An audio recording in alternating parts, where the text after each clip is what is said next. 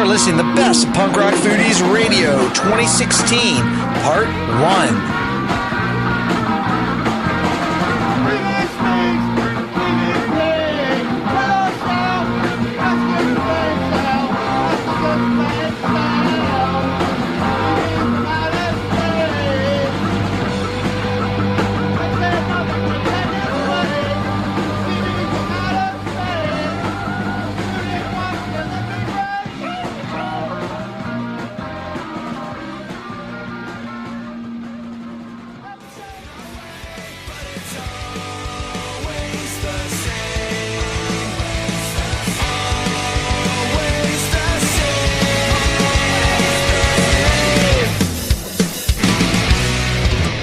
All right, man. We're here on Punk Rock Foodies Radio, and that was Always the Same by Useless ID. And right now, we are so privileged to have Yotam Ben Horin on the phone, on with us. What's up, buddy? How we doing? All good. Great. How are you? I'm doing good, man. We're so stoked to have you on with us, man. Thank you. I'm stoked to be a part of this. Yeah, you've been a busy boy. Yeah, it's been a crazy year and a half. Yeah. It's always been crazy, but I kind of took it another few notches up lately. Yeah, you have, man. Yeah, you have. Well, your band Useless ID has you guys have been around for a little while, and recently you guys have gained a lot of notoriety in the United States, man. So what's it like having a little bit more, a little bit of a resurgence in America? How's that treating you?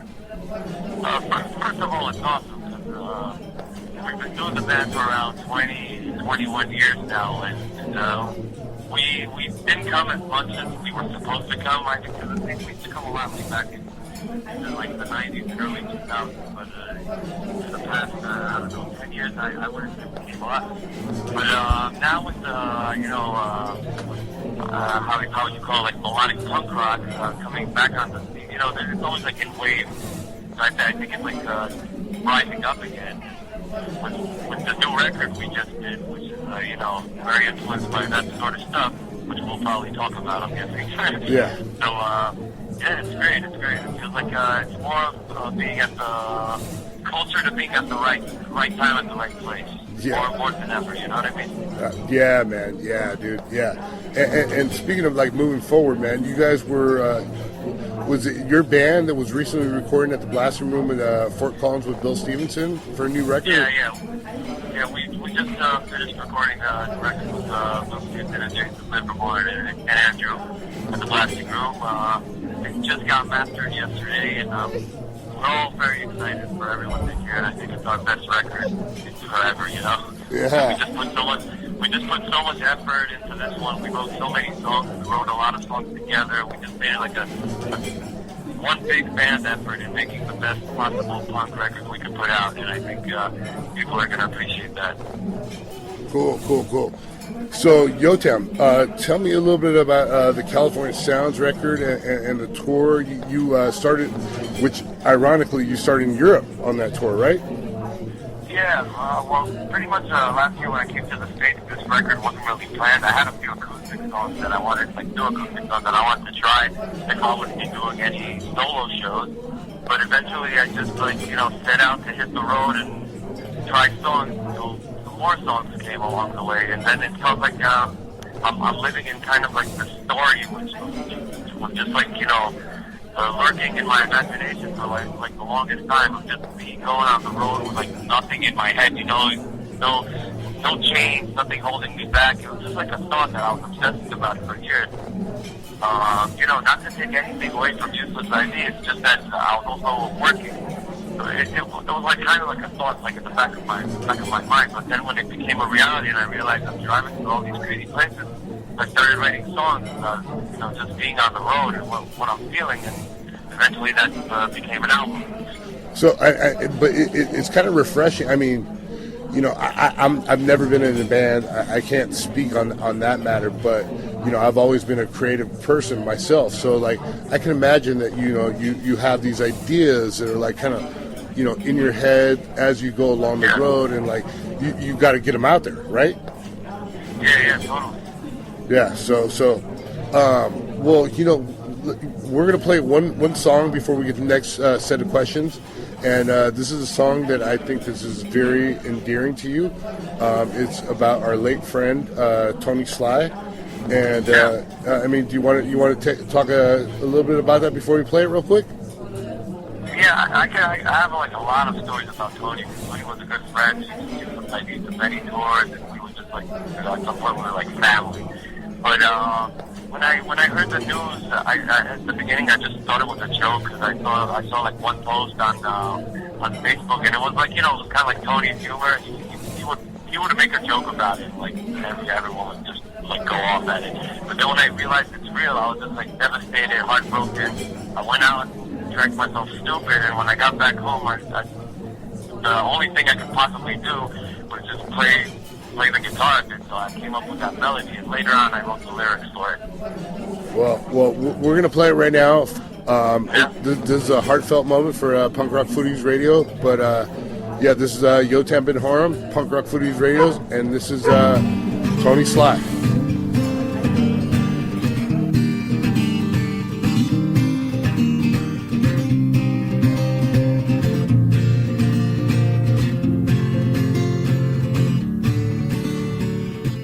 Last days of summer air, as I'm remembering, like it was yesterday, just a night in ruins. Where does time disappear?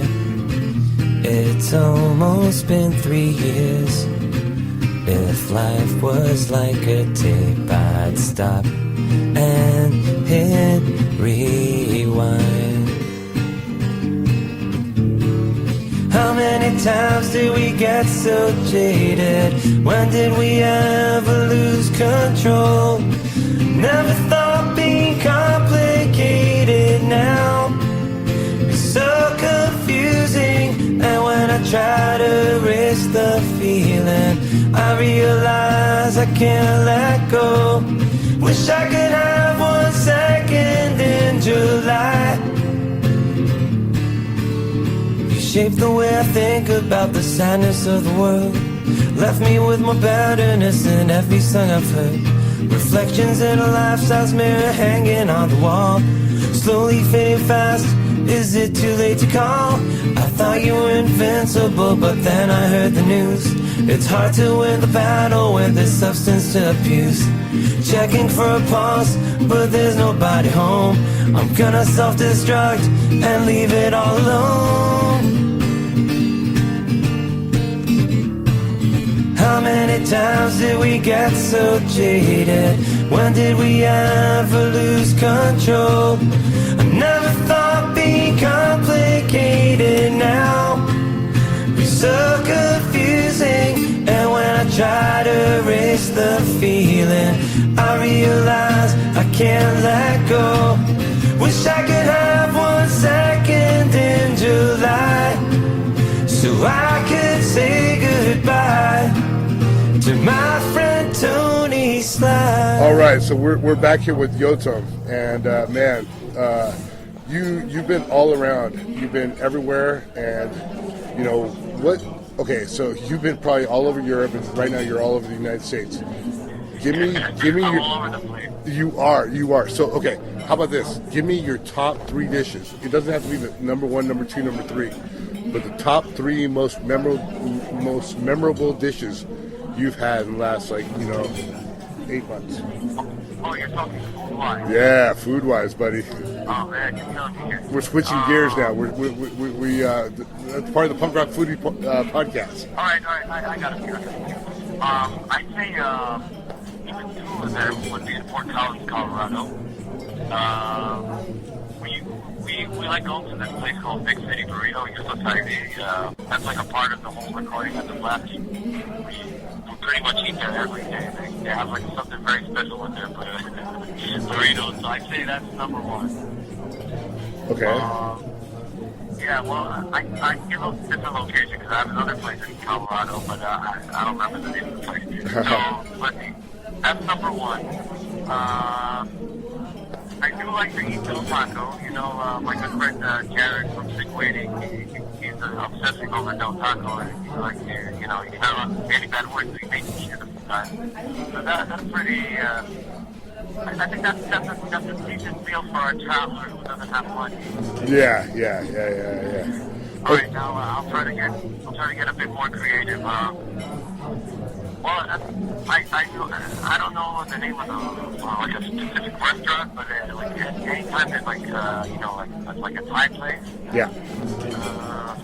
So yeah, that's probably my top three. So what do you like ordering off a Thai menu? Because I love Thai food. Me and my wife, we love Thai food. Yeah, well, I really like those, you know, the rice paper wrap. Yeah. Like it's like a spring, they call it a spring roll, but it's not deep fried. Yeah. And they give you peanut sauce. Yeah, it's kind of like steamed, like almost like a dumpling. Yeah. So I love that, and I love the curry soup, the coconut. Those are my two jammers. Oh, my wife, she loves a good spicy larb salad, like with like the ground turkey with like the peanuts on it. Oh man, I love it too, man. It clears the sinuses up real quick. Yeah. So when in USA, like when you come to United States, where's like the one place that like you would want to eat the most? Wow. Yeah. I don't know. Because I mean, you can get different foods everywhere, but like I mean, like because USA's got barbecue, USA's got like these. We're indigenous for. Yeah, these. I'll tell you what. Just because I'm vegan, so I don't. There's many things that I don't eat. I'm not like a strict, crazy person. Yeah. Crazy vegan about it. I have my limits. Everyone has their own limits. But like I don't eat eggs and cheeses and all that stuff for the most part. Okay. So normally it would be like a very good burrito and a horchata.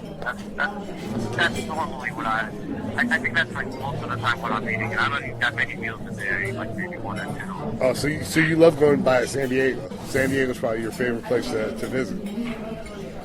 San Diego, yeah, San Diego's good. Yeah, because you're from San Diego? No.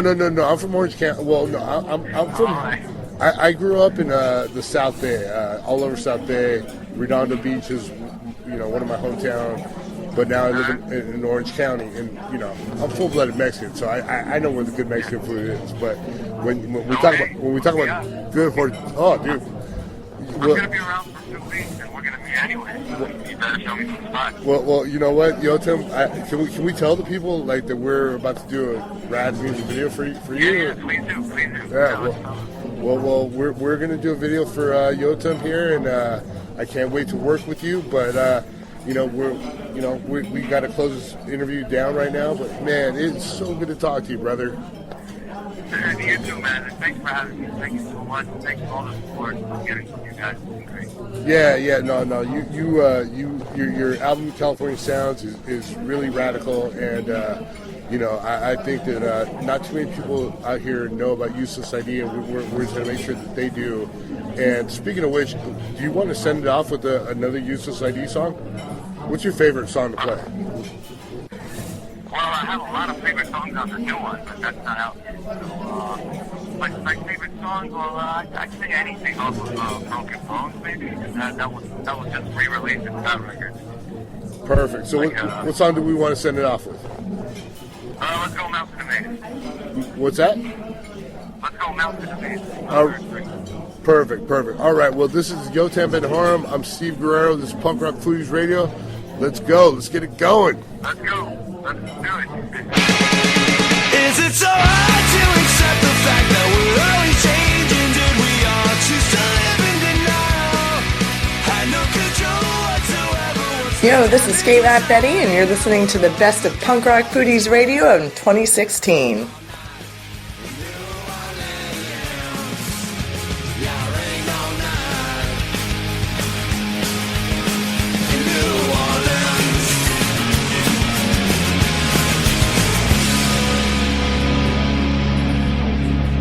And that was Rancid with New Orleans, or Nolans, however you want to pronounce it.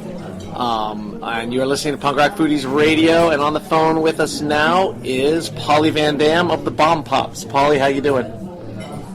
I'm good. How are you doing? I'm great. So, tell us a little... Thank you for having me. Oh, thank you for being with us. Sure. I love food. And punk rock. It goes together great. Yeah. So give us a little background of the band. Like, how'd you guys get started? Jen and I met at a rehearsal studio in like Oceanside, kind of Carlsbad area where we're from. And I was taking guitar lessons there, and she was practicing with the band there, like her boyfriend's band or whatever at the time. It was like 8-9 years ago. And we met and we just hit it off, and we decided to start playing songs. And so it kind of like took off from there. And then we started just playing, practicing in my room, like started writing songs, and went through a gazillion bass players and a couple drummers. And now here we are. But I was 13, 14 when I first met Jen. It was crazy. My dad had to get over the fact 13-year-old daughters playing in bars. He would have to come, like, dive bars and stuff, you know. You can't even get into the bar that you're playing in. That's awesome. Yeah, totally. All the time. But so now you've got a couple albums out. Yes, not full length, but a couple EPs. Right, and Can of Worms was the most recent one? Yes, that was our 7th we put out. 52 songs. We did a video for both of them, and then we were just recently in the studio, so we just recorded 15 new songs. Excellent. At Black and Bloom in Denver. With Chris Vogel, he plays in the Gamut. And so that hopefully in fall will be coming out. We're just mixing just wrapped up, so we're just mastering it now. We're very excited about it. That's great. You mentioned the videos. The video for Can of Worms is hilarious. That must have been a blast to shoot. It was so fun. Like, our faces hurt from laughing the whole time. We were very, very proud of the dudes. They fully embraced it. Yeah. And because if they weren't down to do it, like, they had to really dive in. And yeah, it went to work. There was a certain part of the day where we're hours and hours in, and everyone's kind of weak and being like, "Come on, guys, we just gotta finish this." Like, yeah, you're doing great. My favorite part was when you and Jen got boners when the guys came walking down on the beach. that was great. I know. That's every time. It's been a while since I watched it, but we were showing some like family or friends or someone, and I laughed. I was like, yeah, it's pretty funny. So you guys have, you've stepped it up from playing in dive bars. Obviously, you've been on tour. Still our favorite kinds of shows. So. Those are pretty fun when you get the small crowd, small stage, cheap beer. But always the best. But you have been on tour. I mean, you recently just shared a picture of you in France. So we did Europe last summer by ourselves. We had a booking agent help us book the tour, and our friend Christian to drive us around and tour manage. We did that for a month. We did like 7 different countries over there. That was a blast. Hopefully we get to do that again soon. What was some of the your food experiences when you were over in Europe? Oh, man, we ate just a lot of meat and cheese. That's what, I should remember, just everywhere, and everyone's so nice and hospitable over there, so we just meat and cheese. We had cheese fondue in Switzerland, which I immediately passed out afterwards for like 3 hours. A cheese coma. I woke back up and I was like, I ate it all. Ready for round 2. Yeah, and there's good beer over there. It is. It was very much in room temperature, which is one of the things that we were like, oh man, we can't get like a cold beer once in a while. Yeah. Well, it's better than no beer. It's like being there, apparently. It's better than no beer. Yeah, of course. It would never stop me. We were drinking, safe beers in the van and room temp, but it's all good. Yeah, but those warm ones that have been sitting in the car for a while or in the van for a while, those are, you got to choke those down, but go real quick. yeah. You get the little gagger at the last sip. So when you're home, when you're not on tour, what are some things you like to cook? Well, I guess first, do you like to cook? First of all, I do not like to cook. Perfect. I love when my husband cooks for me, and he's a great cook. He loves to cook. I will cook. I mean, I just don't get extreme with it. I do very simple things, and I'm fine. My 3-year-old has a very simple appetite. But I like to have fun with my simple cooking, as you've seen in those pictures of my son's food. But when my husband cooks, we do like turkey meatloaf. He wraps it with bacon wrapped turkey meatloaf. Nice. We get down. And breakfast, like all the time. We do chicken fried steak. Ooh. Do some over easy eggs with that. Potatoes. Are you, as we talked on this episode, hash browns or home fries? Which do you prefer? Oh man, it's always a game time decision. Like at a restaurant when that's an option. It's really hard. That's what I'm in the mood for. I usually like home fries because you get like the peppers. You can do more with it. The hash browns, I don't know. Yeah. It's hard. I don't know. I think right now I'm on a home fries team, so I'll go with that. All right, you're on my side. Okay, good. Good answer. But we just like a lot of breakfast, eggs Benny all the time. Yeah, and then we do this really good mac and cheese where we put. I mean, it's not healthy. None of it's healthy. That's good. No. So we do mac and cheese. We do bacon in there, jalapenos, super spicy. We put a ton of jalapenos in there, and onions. It's so good. Did you do that for breakfast? That mac and cheese? No, but no. That would be great. Left over in the morning, the next day. That'd be good. Oh yeah, totally. Okay, so yeah. I would just feel thematically appropriate. Dinner is almost ready. Oh. Turkey, spaghetti, turkey bolognese. And now you were saying that your son, you do a lot of fun stuff with your son. We have seen your fun pictures of the food. Is he? You said he's like a simple eater. Is he picky, or is it just typical kid stuff?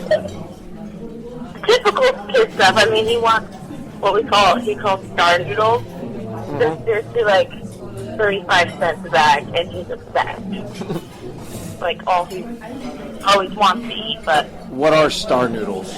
they're like, I don't even know the brand. They're like the Mexican noodles. They're like 35 cents for they're just little star pasta things. So it's like ramen, kind of? No, not ramen. And we just put butter and Parmesan cheese on that. That's it. And that's his jam. Simple. Yeah. Yeah, so I know you said you don't really like to cook, but like, have your eating habits changed just in the fact of having a child? Because you've got a child around and they're, they have to eat, obviously, and you have to feed them. Have your eating habits changed, or do you eat exactly the same? Yeah, so, I mean, it's being better about, you get up, you cook for them, so you're eating, a good breakfast, and eating more on time. But I also find where, I'm just busy, making him food. So I'm just eating, the mac and cheese straight from the pan, having a couple bites, the crust off the PB&J. Yep. Yeah, I always found myself not making myself lunch because I knew I would eat whatever was left over on my girls' plates. So it was But I had 3, so there was usually a whole plate left over between the 3 of them. Oh yeah, totally, always. All right, well, so you said that you guys just finished recording an album and it's being mastered now, so do we have a possible expected release date on that? Or Fall, sometimes in the fall or in the summer. Okay, like near the end of summer or beginning of fall kind of period? Hopefully. Yeah. And hopefully, because, you know, we're gonna give it press, and that takes a while. Right. So. And any tour planned with this album coming out? No tour planned right now. Actually, Jen is in Italy this summer, touring with the band called Lumatera, I believe. Okay. And so she's gone right now. So she's doing her thing, and we have a little break with getting this album in check. So again, just hopefully in the fall, but nothing in the works yet. Another question for you. What's it like, you know, being, you know, females? I know it's not an all-female band, but you and Jen are the front ladies in this punk scene, which, yes, it's, you know, there are female bands and what have you, but it's a very testosterone-driven scene.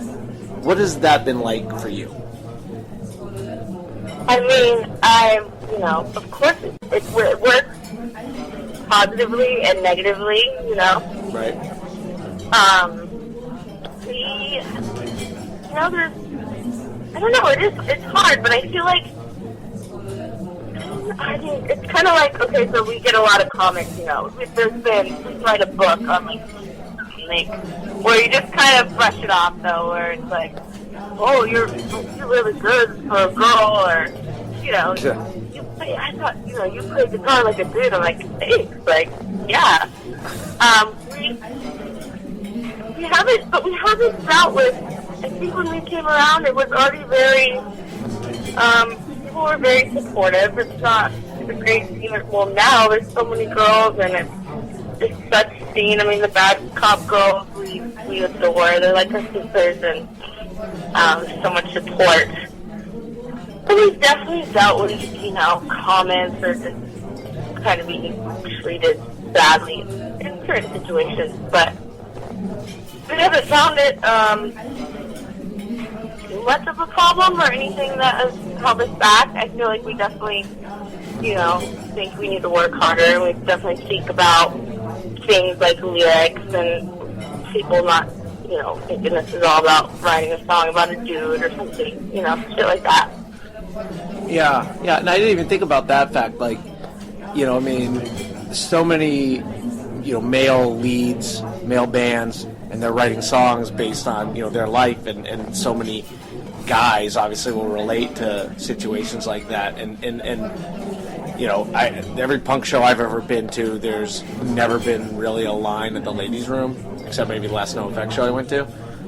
So for you to be writing songs from a female's voice, you know, it probably is going to be hard for a lot of guys to relate, obviously, to some of those situations. But I mean, I guess the themes are still, you know, universal. Yeah, the themes are still present on both sides. Just, you know, trying to make things, you know, we just go a lot lyrically too. When we think about the story of what we're writing about, and we'll write a lot about someone else's story or a relationship, but it's not just from the girl's perspective. Right. On this album, there's kind of like a darker theme to a lot of it, kind of just like, you know, self-destruction. Just, right. You'll just have to see. But it's different, and I'm really stoked on it. Well, excellent. But that's something we definitely, I could say, as like songwriters, have gotten a lot better about that part of writing a song, thinking about what it's actually about. Right.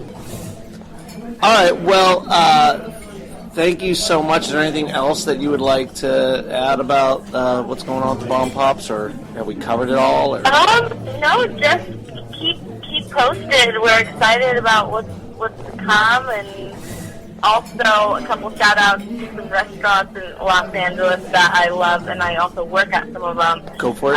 Post and Beam is a restaurant right near my house, and it's like California cuisine mixed with like that comfort soul food. So we do like fried chicken, mac and cheese, potatoes, long-cooked greens, everything. We do grits, and we have like brunch. We do fried chicken and waffles. For this breakfast episode. This is perfect. What's the name of that place again? Coast and Bean. It's in Los Angeles. Excellent. Near Baldwin Hills. Crenshaw District. Yeah. All right. So if you're ever in the And then area, I also work at if anyone that's listening lives in Santa Monica or is around Santa Monica, I work at a place called Pono Burger a couple times a week, and it's amazing, organic, all locally grown ingredients for the burgers. Bombest burgers ever. Seriously. there you go. We Santa got Monica. spicy, we got onion rings, we got bacon, we got avocado, we got shakes, we got fries. Sounds awesome. I next time I'm in the Los Angeles area, I will come to see you at one of your restaurants there. And yeah, I work at some bomb places. So that's great. really got me interested in food too. More working there. And you kind of need it to live, so there's that. I know, totally. You know, you can eat like this as long as you work out. You're eating healthy good too. Yep. All right. Well, thank you, Poli, so much. Yeah. We are going to head on out here with Bombpops song. We opened the whole show with Bombpops, and we're going to close out with Bombpops. And this is Can of Worms off of Can of Worms. And when you're done listening to this, go YouTube the video because it's hilarious. All right. On Punk Rock Foodies Radio. Thank you. Thank you, Poli. Does anybody see that top to this can of worms? I accidentally opened it up, and now they're crawling everywhere. The wolves are crawling in now, worms are crawling out. The wolves are even bringing blood to come us now. Hey, this is Andrew T, and you're listening to the best of Punk Rock Foodies 2016.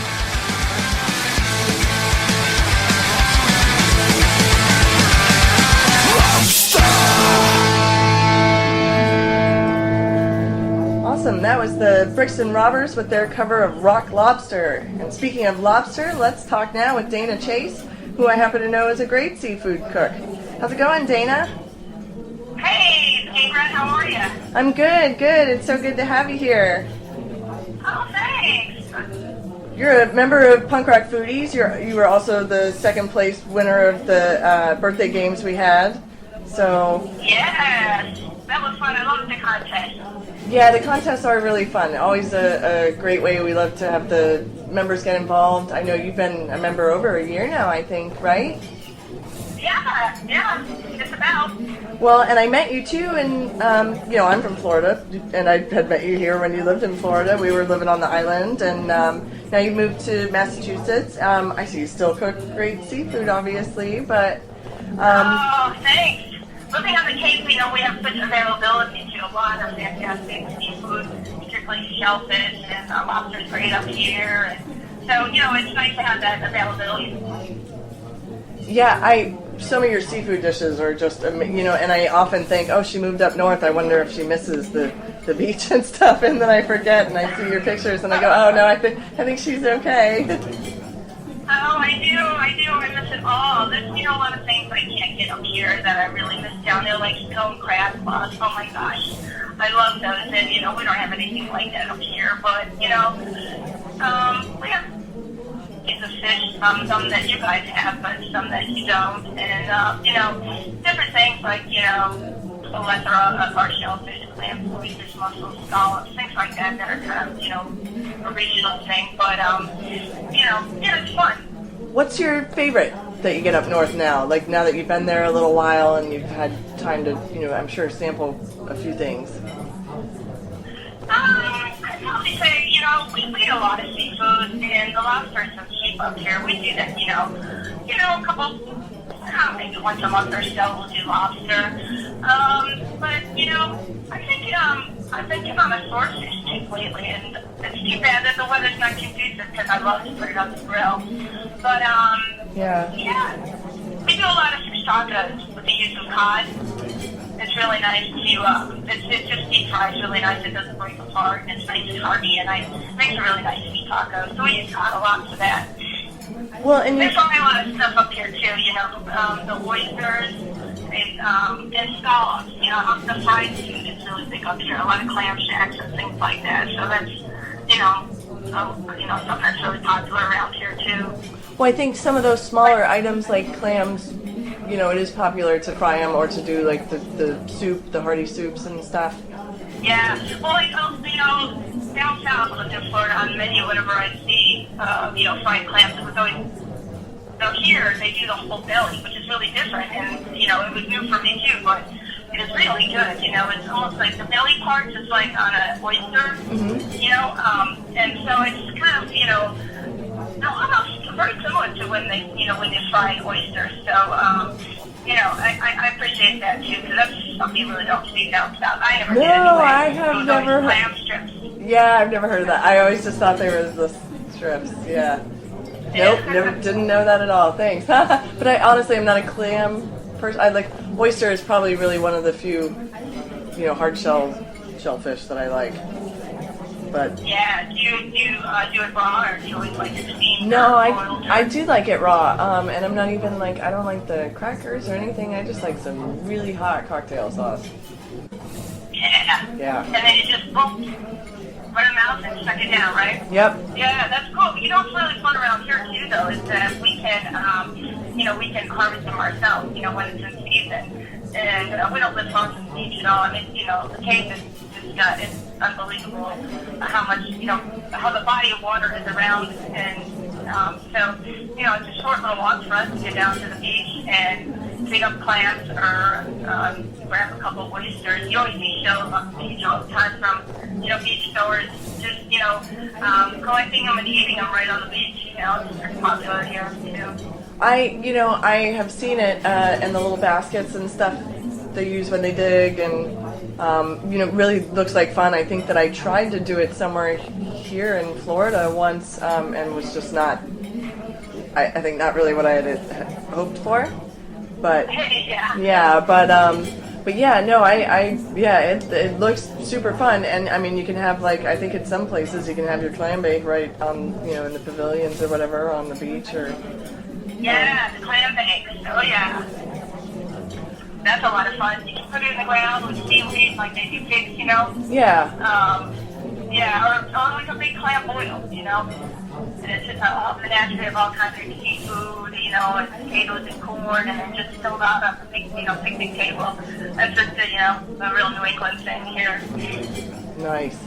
Well, and I have noticed that along with some of the seafood differences that there's probably a little bit of veggie differences too, because I noticed your gardens and stuff since you've been up there just look amazing. I have tried to grow gardens here, and I have grown them in Colorado, and even though the season is shorter in Colorado, it's amazing when you're not dealing with the heat here, how much easier it is really to just grow some stuff. Oh, I know. You're so right. You're so right, because, you know, I've always, growing up as a little girl, has always had a garden. And then when I lived in Florida for, you know, 15 years, I would never even think really if I had a garden. I think it really has to do with the scorching sun, and, you know, it just seems like you never get it watered enough. But here it's so different. Everybody has big gardens, and it's something we really enjoy in the summertime, you know, and it's, you know, it's nothing better than eating the fruits of your own labor, you know. Yeah. So, yeah, it's fun. We always try to do something a little bit different every year. This past year, we had 28 different varieties of heirloom tomatoes. And then we had a bunch of rogue tomato plants that came up from last year that were killed in. So it's going to be interesting to see what just naturally comes up this year, too. But, you know, we'll pretty much probably do the same. You know, I like to try different, you know, tomatoes every year. And so we'll start around tax time, putting the lettuce in, and then, you know, everything else around the 1st of May, and then about a month after that, the tomatoes go in. So it's a fun summer, you know, keeps you busy. Yeah, I saw your salsas and everything in the little farm stand just looked outstanding. I, you know, almost every dish you made, I noticed, you know, especially over the summer, just had tomatoes or something fresh veggies, and it looked so amazing. Other than tomatoes, I mean, when you have so many of them, what are your favorite, like, spring veggies that you're looking forward to? Because I know winter is harder for you guys up there than it is for us here, you know. Well, in the spring, you know, it's nice to plant the lettuce. It's the first thing we can do, and it comes up pretty quick. And once we harvest it, we can usually get a second grow out of it, you know. Plant it right away, and we get a whole second crop. So in the summer, you know, we can get two lettuce crops, which is nice. But, you know, out of the whole growing season, I just say my favorite thing is the tomatoes. But I also like, you know, the eggplant, and I did tomatillos one year. That was fun too, making that tomatillo salsa. And gosh, we do so many different things. I heard it's getting bigger every year. But the tomatoes are by far the best, and that's what takes up, you know, most of the space in our garden is our tomato plants. And it seems to be what everybody wants around here, you know. Yeah. But it is a little harder. I think the best garden I've had so far since I moved back is my herb garden that I built out of a pallet. Oh, I know. I love a good herb garden. And it's the crazy thing is that, you know, my rosemary is still going strong. It is the hardiest thing.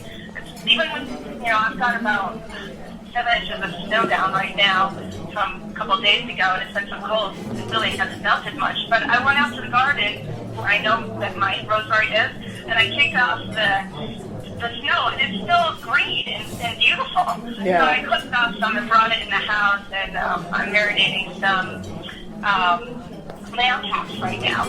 So it'll be good, but it's nice. I love herbs, you know, and it seems like it just, you know, it just keeps on going, you know. Once you cut it back and it keeps growing, it's just so nice to cook with fresh herbs. It is, and that's great too. That, like you said, you have so much snow on the ground, and to find that, you know, fun little surprise too. How nice, yeah. Definitely. Well, and your eye for detail, I think, really is what draws so many of the other members, you know, to your dishes. Like, not only does the food, you know, sound amazing with the components that you put in there, but like your plating and stuff is outstanding. You know, I happen to know that you use a good quality camera, so you know your photos and your food, you know, make everybody feel like they're sitting right at the table with you and thank you know, ready to It's eat. so nice you to say that. I appreciate that.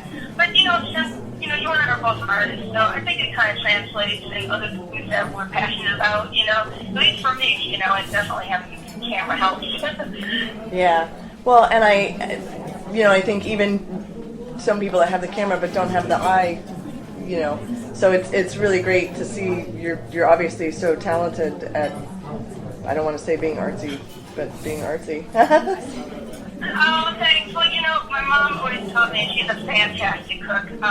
You eat with your eyes first, and, you know, that always resonates with me. So whenever I'm plating food, you know, it just seems to, you know, always be in the forefront. I was curious if he had ever, like, you know, as a surprise, if Ryan had ever, you know, maybe romanced you with a meal. I saw you made him, like, the pork sundae the other day. That looked awesome. Oh, God. The pork debacle. Oh, I mean, like, for fun, though, yeah, but... Yeah, no, he doesn't really. You know, he's really sweet in that, you know, when he sees something that I would want in the kitchen, like in a gadget or something like that, or, you know, sometimes we just get in the car, destination unknown, and he'll say, hey, do you want to go to that good cook shop? I know you love it. You know, things like that he does, you know, but as far as, like, hands-on, you know, he doesn't really do too much hands-on in the kitchen with me. If I'm busy, I'll ask him to get him to stir the pot or open the oven and check to see if it's getting too brown, stuff like that. But, you know, as far as, you know, him surprising me with something that he, you know, created on his own, not so much. Well, do you guys ever have, like, a tradition for Valentine's Day where you go somewhere? Or do you like to stay home and cook, or you kind of switch it up? Yeah, Yeah, we stay home pretty much because it's always been our experience when we go out, anywhere in and around the Valentine's Day. It's so crowded in the restaurants, and then the service is diminished too. I feel when it's just so busy. So, and ironically enough, his birthday is the day after Valentine's Day. So, I kind of leave it up to him, and he always wants to have a nice meal at home, and I'm good with that because I love to cook. So, it's all good. I usually let him pick something, and so this year I'm going to do clam chops. Oh, great! And, I've already started. Yeah. So I started marinating them. So I think that's going to be good. And I'm going to make him crepes for breakfast because he loves crepes. Nice. Yeah, I think. We do have to. I have to agree with you. Anyways, we rarely do anything on Valentine's Day or the night of. I don't know why a full restaurant is romantic to so many people. I like it, I'm like Monday afternoon at 4:00 when they just open and no one's in there. That's when I want to go if I want to be romantic. I know. Early bird. Yeah. So. I feel that. I think that's definitely what we're going to do. We were planning on going out to lunch somewhere Saturday the day before. Definitely just, kind of take it chill. But and thanks for talking with me today. I know I know we look forward to seeing what you make next in Punk Rock Foodies. Oh, thanks. I really love the group. It's so much fun, and I tell you, I've gotten so much inspiration. I feel like my skills have improved, and it's fun. It gets you thinking outside your own box, and it's really great. I really, really love it, and there's a lot of great cooks on there, and it's just really inspiring. It's a lot of fun. Well, and thanks again, and I look forward to seeing you soon in April, and awesome. We'll talk to you soon. Sounds great. And this is Skate Rat Betty for Punk Rock Foodies Radio, and I'll be leaving you with My Girlfriend's Dead by the Vandals. I once had a girlfriend, but then one day she dumped me, and everywhere I go, people would ask me where she was. Hey, this is Brian Reinhardt, and you're listening to the Best of Punk Rock Foodies Radio 2016, because it's fucking awesome.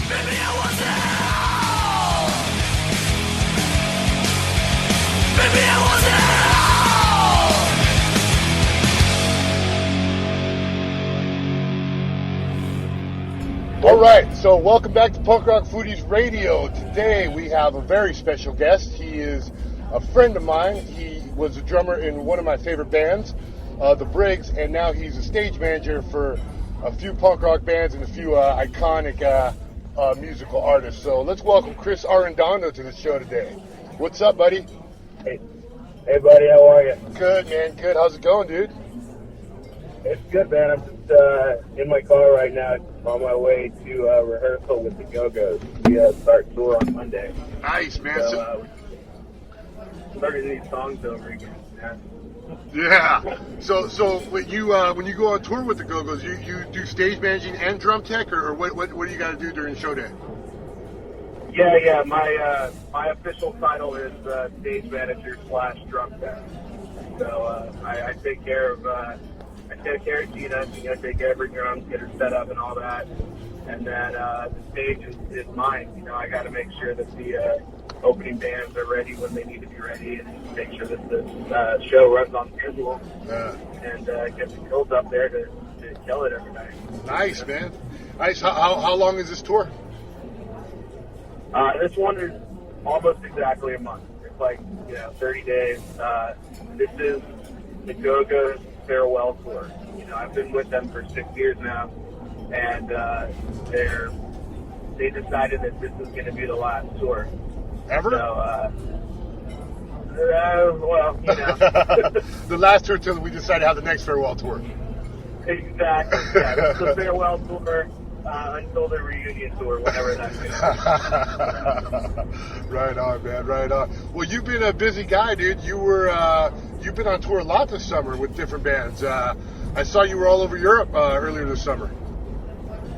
Yeah, earlier this summer I was out with Pennywise, doing the same thing, stage manager and drum tech. I was in Europe with them for, I think it was like 3 or 4 weeks. And then right before that, I was all over the world with Adam Lambert, the guy from American Idol. He's also the singer he's a singer for Queen now, also. Yeah. But I was with him for like 3.5 months earlier this year. So. Oh wow, that's cool, man. What were some of your favorite places that you visited while you were on tour? This was it was cool to go to Moscow. I was in Russia earlier this year, and it's a pain in the ass to get there. It's a pain in the ass to get all your gear there and to make sure that your show is gonna go great.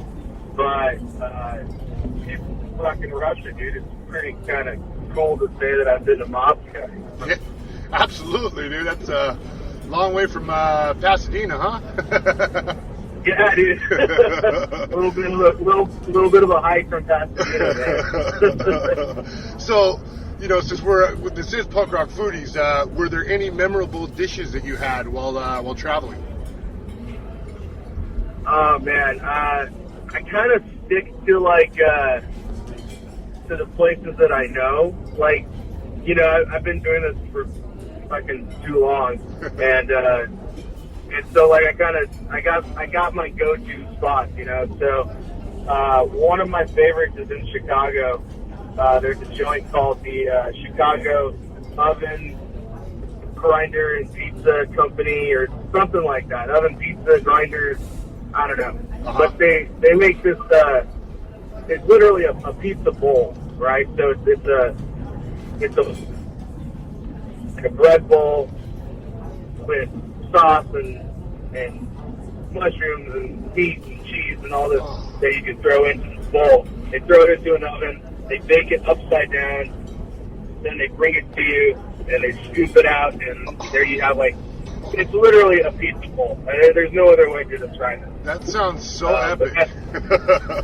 It's one of my favorite things ever, and I really every time I look at my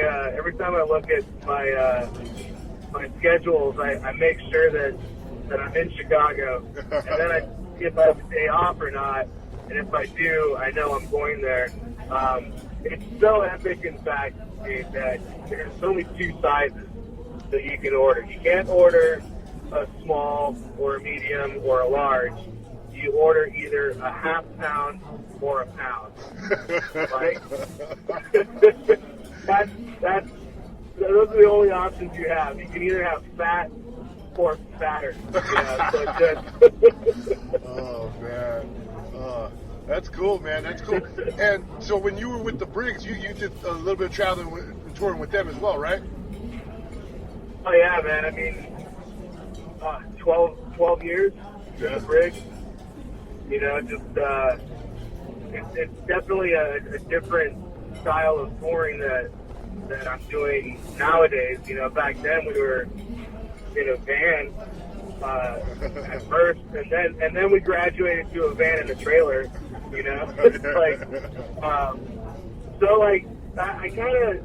I'm glad that. Obviously, that was a great part of my life. I loved being in the Brig. 12 years of my life. Got to travel the world with my friends, and what was cool about that was that I got to do the van tour, which is completely different than a bus tour. You're in a bus tour, and you don't really have any means of getting yourself around town. Once you're at the venue or once you're at the hotel, you just gotta hop in an Uber now, or cab it around town. Whereas when you're in a van, you have the freedom to go wherever the hell you want. You drive wherever, you park wherever, you go to different museums or movie theaters or restaurants or malls. You can go buy some fucking shoes because you busted through them. Yeah. You can go to a mall or you have the freedom to travel within the city that you're at. So getting that for 12 years, man, I got to see, all different sides of different cities that I was in. And when I go there on these bigger tours, I know exactly where I want to go. Yeah. If I'm in Chicago, I want to go to this place. If I'm in Seattle, I know I want to go to Pasta Fresca. Or, it's like, I know the places that I want to go to. Rather than I just sit there at the menu and I ask the dude, hey, where's a good place to eat? Within walking distance. Yeah. Like, yeah. Well, this next thing I'm going to say might be a little self-serving, but one of the coolest things I've seen ever in punk rock was when you guys opened up for the LA Kings during a playoff game at the Staples Center, which was fucking radical, dude. That was cool. I mean, dude, there's really only fucking one dude I can thank for that. You know who that is. So, yeah, that was epic, dude. I'm a fucking Mexican kid that grew up in Pasadena, and who fucking knew that like when I was a kid, I played hockey. I played ice hockey for the Pasadena Maple Leafs when I was a kid, and I was a huge Kings fan my whole fucking life. And then all of a sudden, like they like our song, and they want to play our song. Oh no, they want us to play our song at the fucking arena during Stanley Cup playoffs, dude, no less. Yeah, for a playoff game, that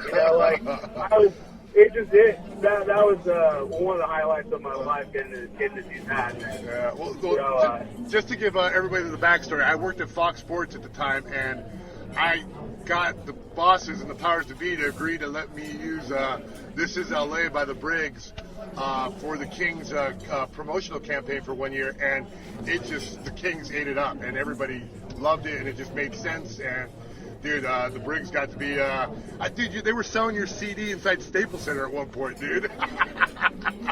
That whole thing just snowballed like crazy, And I remember this like it was yesterday. I was at Jiffy Lube getting the oil changed in my car with my buddy, who was also friends with Ryan, our old bass player. And he's all, hey dude, did you hear about the Kings thing? And I'm like, what are you talking about? Like no one had even told me anything yet. And I'm like, what are you talking about? And he's all, oh yeah, the Fox Sports wants to use your song. And I was like, what? All right, like that's cool. Like within like the fucking working day, dude, within like 8 hours, it went from they want to use your song for one commercial, they want to use your song for every commercial, they want to use your song as the official team song. They want I was like, what the fuck is going on right now? This is insanity. Like we're a fucking punk rock band to have a song for a sports team, it's kind of weird. I mean, granted, there's they use punk songs for a lot of shit. Dropkick Murphys, they're huge in Boston. They got every Boston sports team uses their song. Yeah. But when we wrote the song, that was the last thing in our mind. Was like, yeah, we'll get the Kings to use it, the Dodgers will use it, the Galaxy will use it. That was the last thing on our mind, dude. And then it just kind of happened, and it snowballed so fast. It was cool. It was cool. And you know what's up, dude. I love you for that. Dude, that was I was in a good position to kind of make some stuff happen with our promos at the time, and I tried to use punk rock music whenever I could, and there was no other song that made more sense for a team to use than "This Is LA" and it being the Kings. That's a match made in heaven. So, yeah, thank you. I just introduced you guys, but yeah, you guys did all the hard work. But yeah, let's talk about the future. I know you got some stuff in the works. Can we talk about what you got going and maybe debut that your new track? Yeah, dude. So last year I was out on tour with Rise Against. That's another band that I work for. And my buddy here at home, Kyle, he called me up one day, and he's like, hey, I want to start a band. And I'm like, okay, what kind of band? He's like, I want to start a fucking 80s hardcore band. He's like, Black Flag, Circle Church, like LA hardcore. And I'm like, yeah. yeah, I fucking want to do that too. Like, that sounds like a great idea.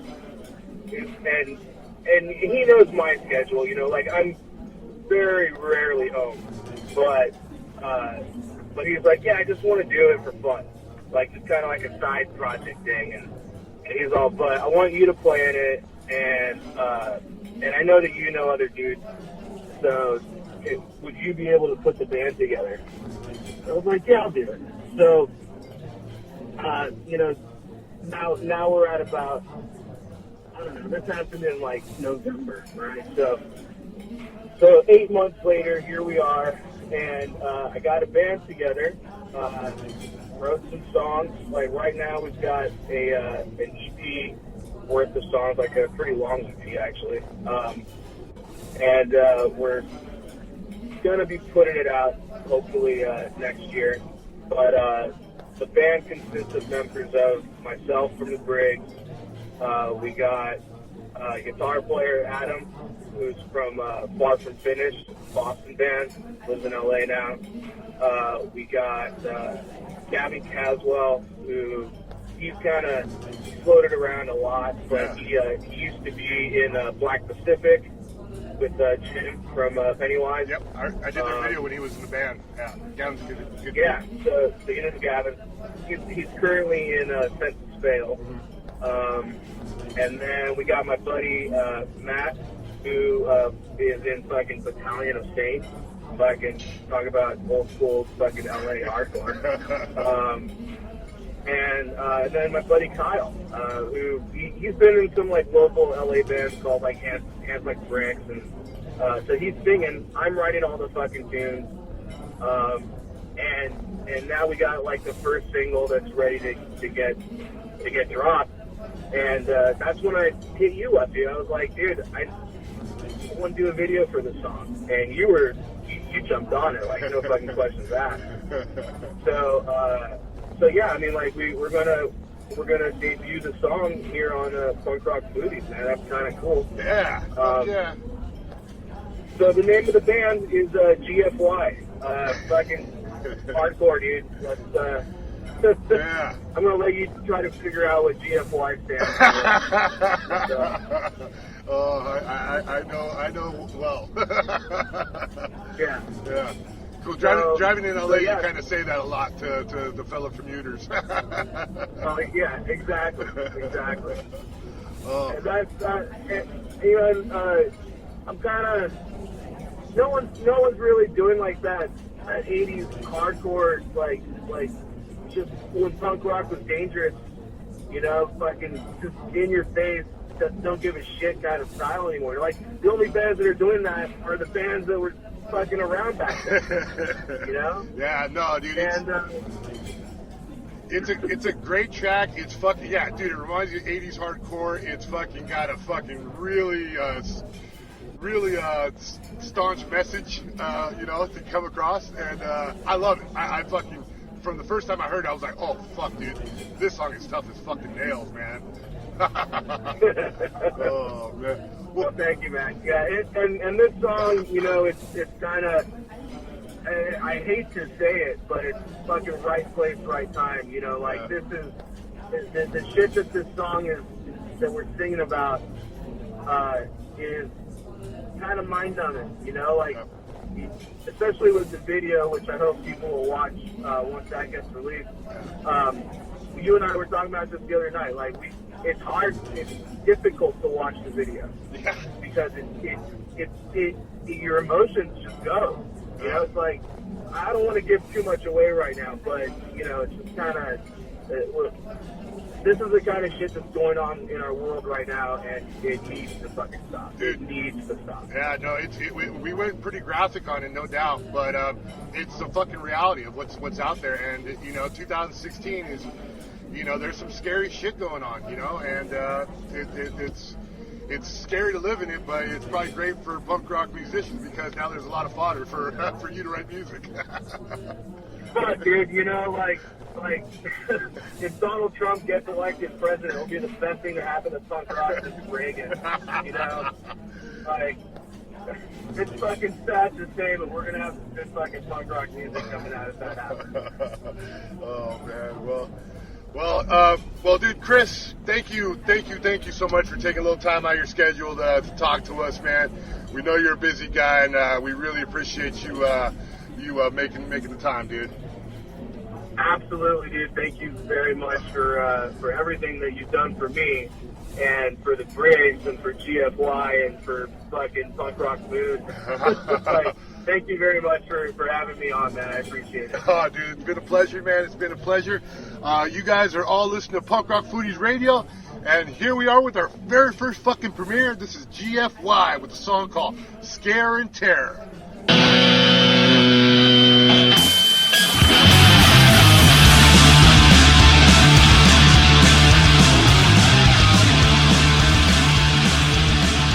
Hey, this is the asshole in charge, and you're listening to the best of Punk Rock Foodies Radio 2016. Get some.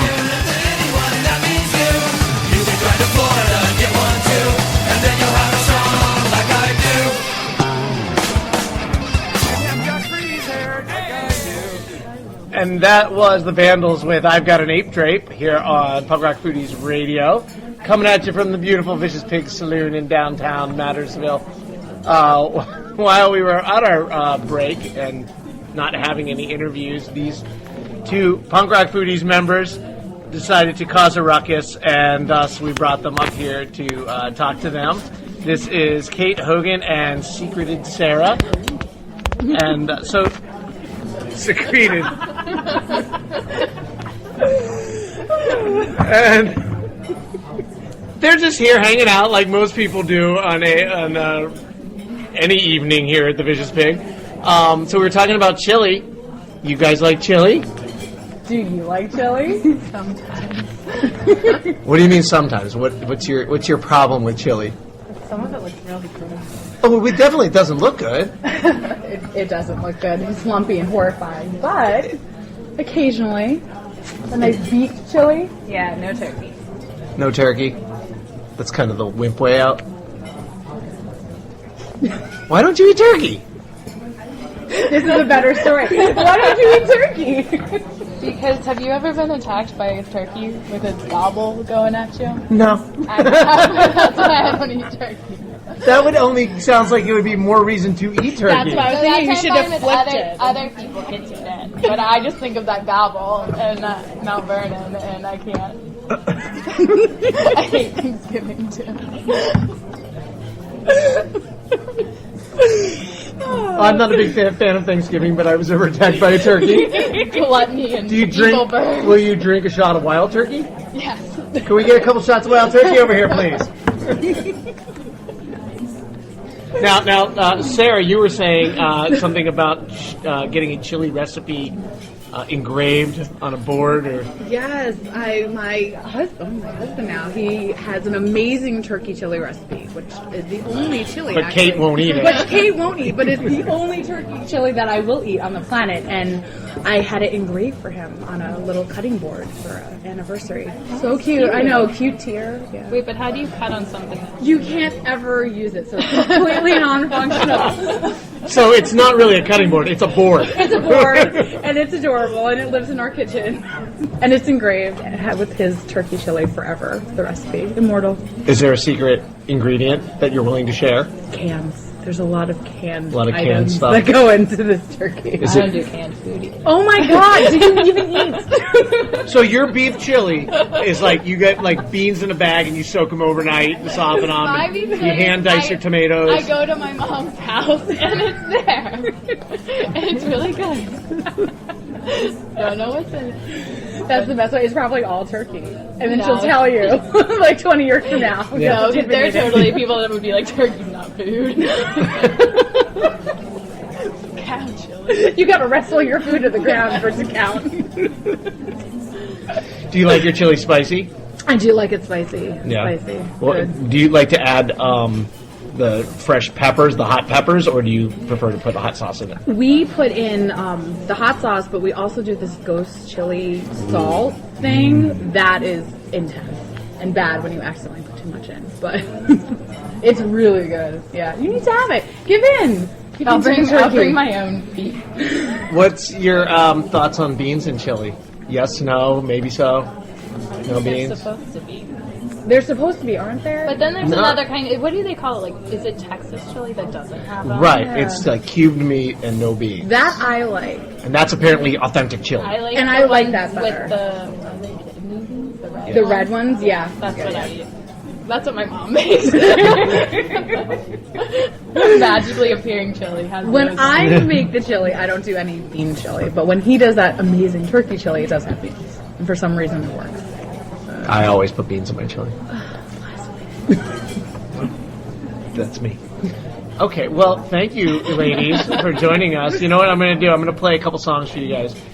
First, we're going to listen to Bouncing Souls, Kate is Great, followed by NoFX, Creeping Out Sarah, on Punk Rock Foodies Radio. I used to have a home with a room and a bed, a porch and a driveway with a big garage, but I traded it in. I kept some faith and laid my head down every night. And it seemed Hey, this is Amelia, the girl who screams at the end, and you're listening to the best of Punk Rock Foodies Radio 2016. please don't waste it trying to hide.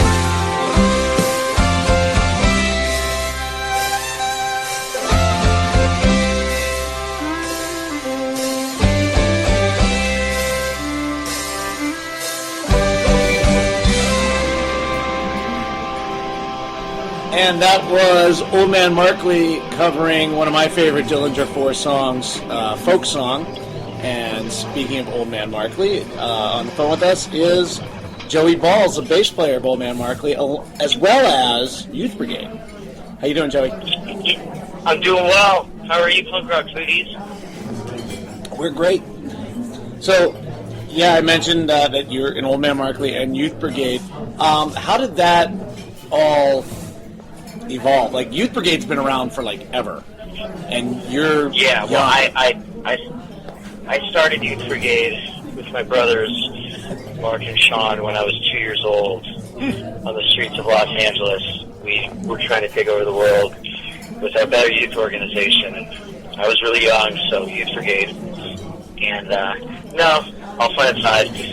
Yeah, they're, you know, the Los Angeles-based legendary punk band and founders of BYO Records and the punk rock bowling tournament and such. And they're a band of brothers, Adam, Mark, and Sean. And Adam has a really good day job that he can't get away from and doesn't really want to tour and do the live shows that the brothers want to do. So they have hired bass players throughout the years. And there's Alex Zablotsky, who is the mandolin player in Old Man Markley.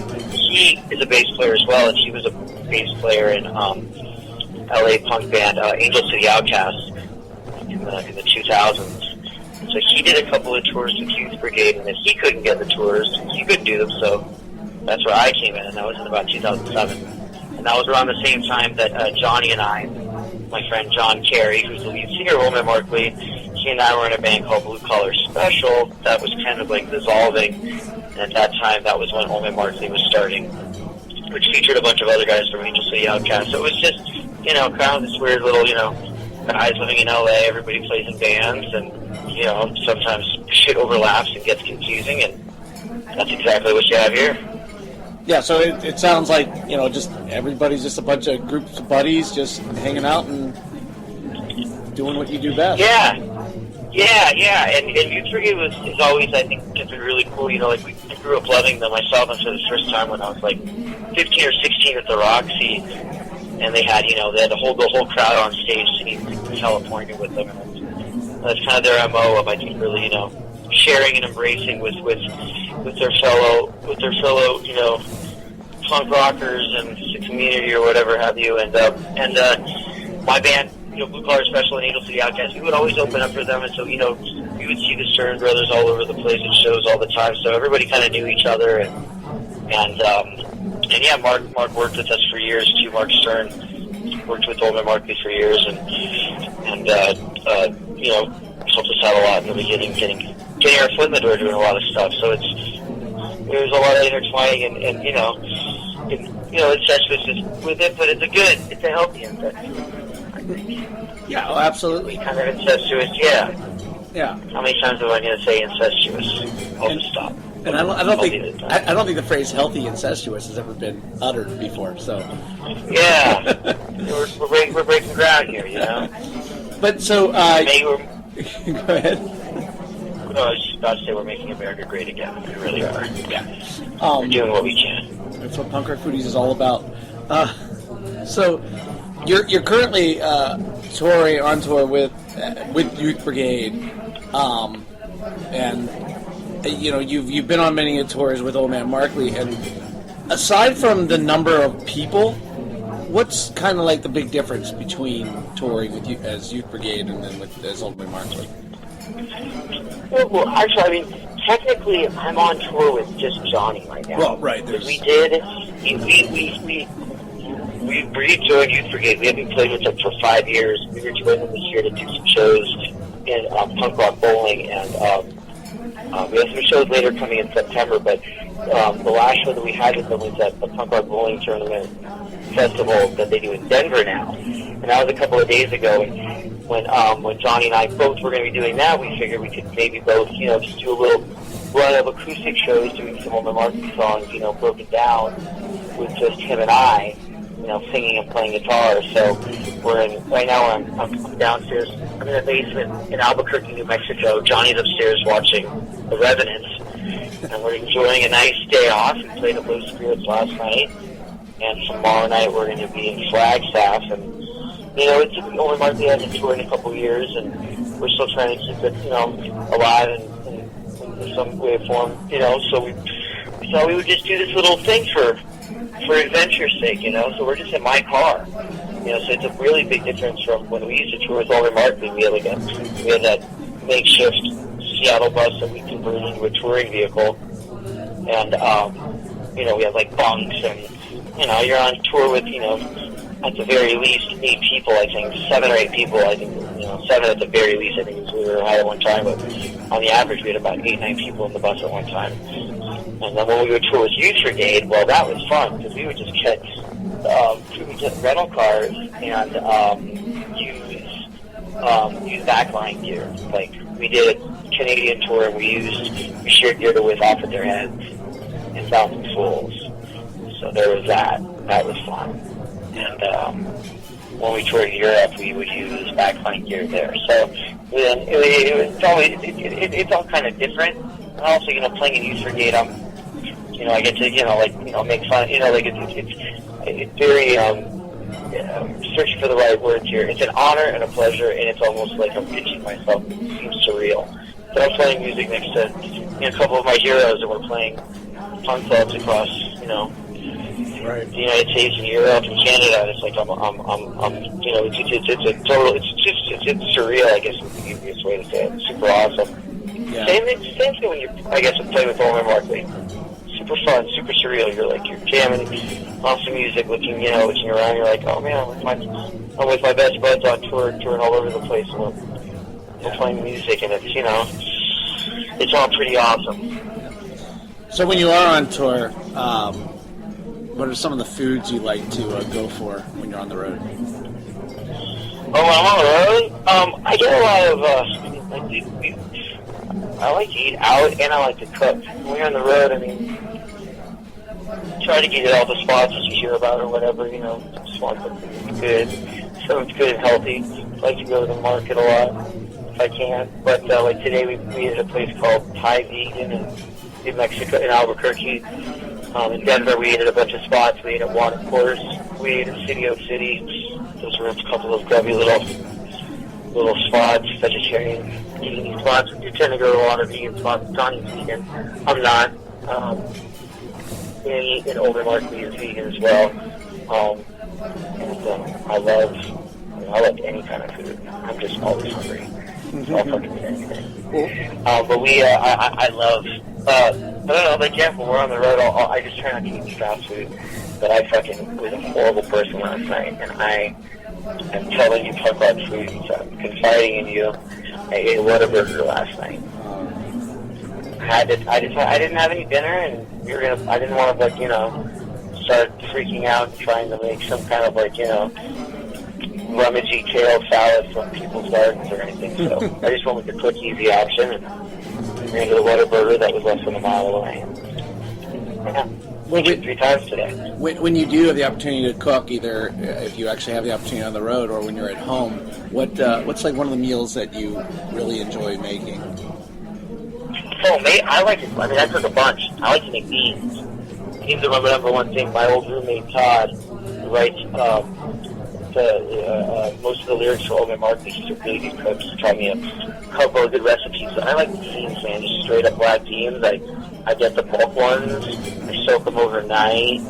I get a couple of pounds of them and put them in a big old pot.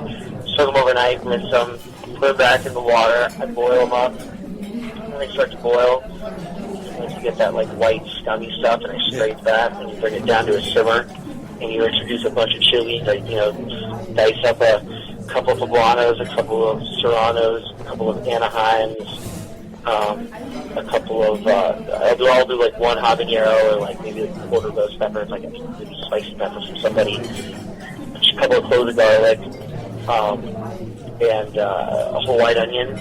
We kind of like first you introduce the white onion. I think then I stir it for like a half hour. It's on simmer. Then I put the chilies in, and then I put just a ton of cumin and kind of season the taste. Just kind of feel it's good. And then as it boils up for a couple of hours, and you want to cook once they get nice, softer and stuff like that. Then I'll put in like a couple of tablespoons of apple cider vinegar and a little dollop of maple syrup to kind of cancel it out and sweeten it up and stabilize it. It's really good. Then I salt it at the end, and I eat that for like 2 weeks. I work at Trader Joe's, and I'll bring in beans every day. I'll mix it up with like vegetables, or I'll put in chicken. So, but I eat beans every day, and all my coworkers know that I'm at work when there's beans in the oven. Come 5 o'clock. Do they also know that you're there because of all the farts? Yeah, that too. My nickname is F-Shard. It's all good and fun. I'm actually really good. I'll be totally honest. I'll brag about this. I hold my fucking farts in at work. I don't feel like anybody's subjected to it. And when I'm on my bean regimen, it's probably like a health code safety type of ordinance too, because my shit's super rank. I just foul myself out. But it's super good, healthy food. Like, I feel really good when I do it. It's super cheap. Yeah. Oh, yeah. And I don't have to think about... I work at Trader Joe's, man, and I'm a stoner, so you have to understand at certain moments it's extremely overwhelming to be around that much covered chocolate anything. So as long as I know that I have my own food and I eat enough so that I'm almost like... I'm so full, I'm holding my farts in. It's just a good way. It's a good way. It's just a good way to get down with humanity. Hanging out with hundreds of people while holding your farts in. Something to concentrate on. Yeah, well, I mean, that's the thing is that I do that and then I leave, and then I fart around the people I love. I share that with them. Very considerate person here. Yeah. Have you ever seen the movie 50 First Dates? Oh, that's that Adam Sandler movie? Yeah. I mean, I think I had to have. I think I have memories of seeing it, but yes, I have seen it, but I can't remember anything from it. Okay. I was just asking because this is our Hawaiian food episode, and have you ever been to Hawaii? I have been to Hawaii, yeah, 3 times. Yeah, and do you recall any of the foods you had while you were there that were local? Yeah, we had some local poke at the supermarket. It was just marinated, fresh fish. It was amazing. I was at a luau when I was 10. They buried the pig. Oh, nice. Remember that? Remember I had the first time I ever had salad when I was 10 in Hawaii. I had it in Hawaii. The first time you had salad, you were 10? The first time I had it, I liked it. I was a really picky eater. I remember being a kid eating 2 or 3 bites of shit and being I can't eat anymore. Yeah. I was fine with eating mac and cheese, top ramen, and hot dogs, salami, and hunks of cheddar cheese and bread. That's how my dad, quotation mark cooking was just a hunk of salami, a hunk of cheese, and a hunk of bread. Not chopped up, sliced up, or anything. Just gnawed on it. Right. So, my mom cooks, but I was a really weird picky eater. Now I breakfast smoothie it up every day. I do my beans. I I'm kind of my sister calls me a bitch. My aunt calls me high maintenance. Somewhere between there. Hey, so tell us about what happened with Tubbs. Oh, Tubbs. Well, Tubbs is in the wind right now. I played upright washington bass that Johnny, the lead singer of Hogan and Markley built, and I've been holding on. There's two versions of it. One of them traveled the world and Johnny says it's about as playable as it was when I stopped playing it. The last time I did it, I feel like I couldn't even get a note out of it. Huh. And then in recent years, he built an upgraded version that I took on our last U.S. tour, and it's amazing. Like it plays like an upright bass. It's a fucking phenomenal piece of it. It's fucking great. Upgraded version of what he had built, and I had it with me up in the Bay Area. I moved from Los Angeles to the Bay Area in 2014, 15 September, and then in March of 2016, I was back in my old apartment in North Hollywood, and I'd driven down from San Francisco, and I wasn't feeling well, and I did what no person ever does or should do, and I had gotten better at through the years, but I fucked up this time, and I left my shit in my car. I had a bunch of stuff in my car. I had Tubbs. The Tubbs was very visible, and I had my acoustic guitar, I had my 72 Fender bass, and I had my Yamaha keyboard that I've been using, that I had gigs for in Southern California. And I brought all the stuff down, and I was going to be jamming with Bowman Martin and working out stuff, and decided to get invigorated with stuff, and it was Annie's birthday weekend, and it was going to be her surprise party, and it was going to be all this shit. And then I woke up the next day at 6:30 in the morning, and my car had broken into, and everything out of my car was taken out. And so I lost all of my equipment. But my sister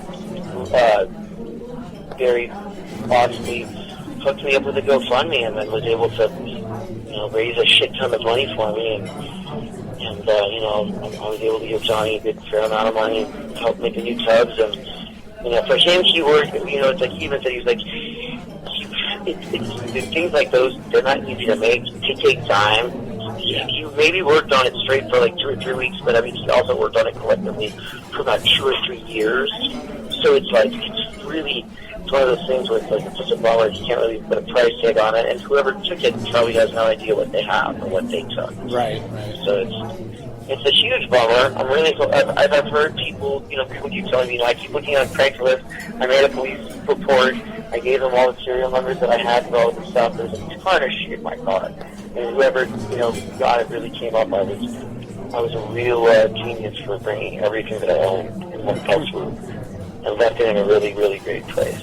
Yeah. So I learned a lesson. It's another lesson I've got to learn another way, and I'm really ashamed of myself, and pretty embarrassed of I don't know, sometimes it's kind of weird to ask for help, and I probably never would have done it on my own, but I'm very grateful that my sister did that, and I have a lot of family and friends. I'm talking to someone who helped out too, so thank you, Xander. Thanks for anybody that hooked me up, I supported it. It was one of those things where for a while I was really bummed. I had a medical situation from it. I actually ended up in the emergency room that day just because I broke out in hives. And an insane rash all over my body, and was kind of just going through a lot, not knowing what I was doing. So it was cool to have that happen. It really helped me out. I haven't been touring or playing music in a while, so that really kind of helped me give me a little financial support, and also the emotional support that I kind of wanted to get out and back again doing stuff. So. After that was kind of when all the youth brigade stuff was really coming together, and I started to book shows with Johnny. So that's kind of tying with what's going on right now, I guess. So I get a little long-winded. I don't know if any of this is going to make it to. You're fine. Whatever. I'm good. Yeah. You mentioned you moved up to the San Francisco area. What sparked that, or? Family, man. My mom was born in Walnut Creek, which is east of Oakland, in the East Bay, about 30, 40 minutes outside of San Francisco. And she was born and raised there, so when she retired, her and my family moved up there. My sister went to Cal went to Berkeley up there, and she settled up there and married and had a kid. And all my family's up there. I didn't really have anybody left in LA after I stopped touring, and I was working at Trader Joe's full time, and I was like, this is, you know, I feel good just, you know, working and not touring like I was before, but, you know, working full time and trying to get health insurance, and she, you know, kind of barred me from getting up into the Bay, so I moved in with my mom and my aunt so I could save money and be close to family, and fucking the Bay Area rules. I fucking love it. It's my favorite city in the world. I mean, that's my favorite city I've been to. San Francisco is legitimately my. I like Chicago too. I like all cities. They're all kind of cities for me. You know, I kind of get what I need out of them, and then I'm fine. I'm definitely happy in the suburbs. Never lived in the city. I wouldn't be opposed to it, but you know, it's kind of weird when I tell people I moved up to the Bay to save money. It doesn't really sound right. No, not at all. You know, it's kind of like yeah, it's incestuously healthy, which is kind of weird because I'm moving in with my mom, and there is a very healthy incestuous. But my roommates have embraced my adolescence, you know, for lack of a better term, very well. And it's also I'm saving money. I got a car. It's a car I'm touring in now. It allows me to go out and play shows. I go to tons of shows in the Bay. I'm playing in a shit ton of bands up there now. When I say a shit ton, I mean one, but I mean it's still a lot. It's more than zero. And, I know. Yeah, and it's just fun. I mean, like I go up there and I you know, to be on you know, Golden Markets on Fat Records, and you know, be involved with that family and get to see them at shows all the time. It was fun. I really enjoy it. Cool. So you got this tour going on right now with Johnny. I guess you're kind of like heading back towards Los Angeles. Yeah, and yeah, we're going back. Yeah, we were day off tonight. We're gonna get some food, and we're gonna go to Arizona Flagstaff tomorrow at the Green Room and the Rebel Lounge on Friday in Phoenix, Arizona. Phoenix, Tempe, or Mesa, one of those, you know. Right. Phoenix. Phoenix. And then once you're back, what's your plans? You're going to head back up to the Bay and... So I'm going to head back up to the Bay. I'm actually, you know, I've got a possible job offer working at a rock and roll band camp. Cool. And, which is rad because I've worked in the music program before with kids, and if that can work out, that'll be great. I'm playing keyboards in a band called Boys on the Wall that features all the former members of Clover Skulls. Yeah. And that I'm really excited about. They have an album they already made that I'm not on, but it's just already made. The finished product is super rad. The music's super cool, and the dudes are absolute dudes. I love all of them, so I'm super excited to play, you know, in someone else's band and play keyboards. And I've got, you know, I'm going to do some more Youth Brigade stuff, and Johnny and I are hopefully going to do some stuff, and I keep working at Trader Joe's, and I got a girlfriend, and I'm going to make some breakfast cookies, and get back to my 5 shit today, and probably eat some beers, and probably read the NoFX book and drink more coffee. Sounds perfect. Yeah. Yeah, life is good, man. Well, Joey, thanks a lot for talking with us today. Oh, you're welcome. Thanks for having me. We're going to send it off here with some Youth Brigade. This is one of my favorites here. This is All Right Then on Punk Rock Foodies Radio. All right then.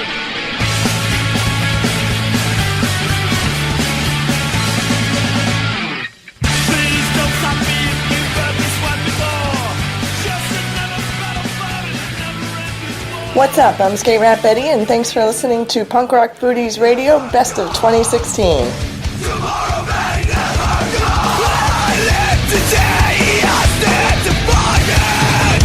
Yep. Hey, this is Dave Ingram. That was I Stand Defiant by Reign Supreme, a really good straight-edge hardcore band. And right now, Betty is trying to figure out her levels with the recording. So I'm making this incredibly difficult for her because I feel like she shouldn't have to edit it at all. No, definitely not. If I want outtakes, I think I'll be good. So what's up? I'm Skate Rat Betty, and now it's Dave Ingram. Hey, what's up? How's it going? Always nice to meet another Florida dude. I try my best. Definitely, you and I have been around the same punk rock scene for years. We didn't realize it at first until recently. No, I know, it's funny, and I know I've seen you with Mike, my husband, a few times and stuff, and such a small town here in the Tri-County area, especially, the Vero Schoolhouse was a big place for punk shows and stuff. We had a couple of places in St. Lucie. Zelmo's. Yeah. Zelmo is a big one, definitely. Yeah. The Vero Schoolhouse, actually, I got a really funny story about that. Had a friend of mine's band played there. My band actually played there once before. It's crazy. But yeah, and funny story about your husband is he conveniently is my boss. I did not pay you to be here. I just want to put that out there.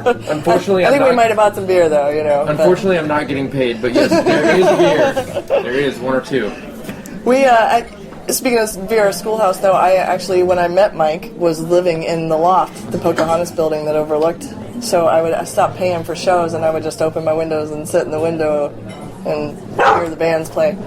And your dog's barking at the neighbor. Yeah, they're the bouncers. I'm not sure I paid for a show either. I kind of just sat out in the grass, and I think I smoked a lot of weed at the time. It's really nice that they have that little area there, too. But exactly. Now, I know you attended a culinary school, too, so I'm assuming you went to the one here in Florida down south, the Florida Culinary Institute? I went, at the time, it was Florida Culinary Institute in South Florida. It was down in West Palm. My chef, lead chef, executive chef, Mr. Barron, instructor Barron, I guess you can call him. He was my instructor.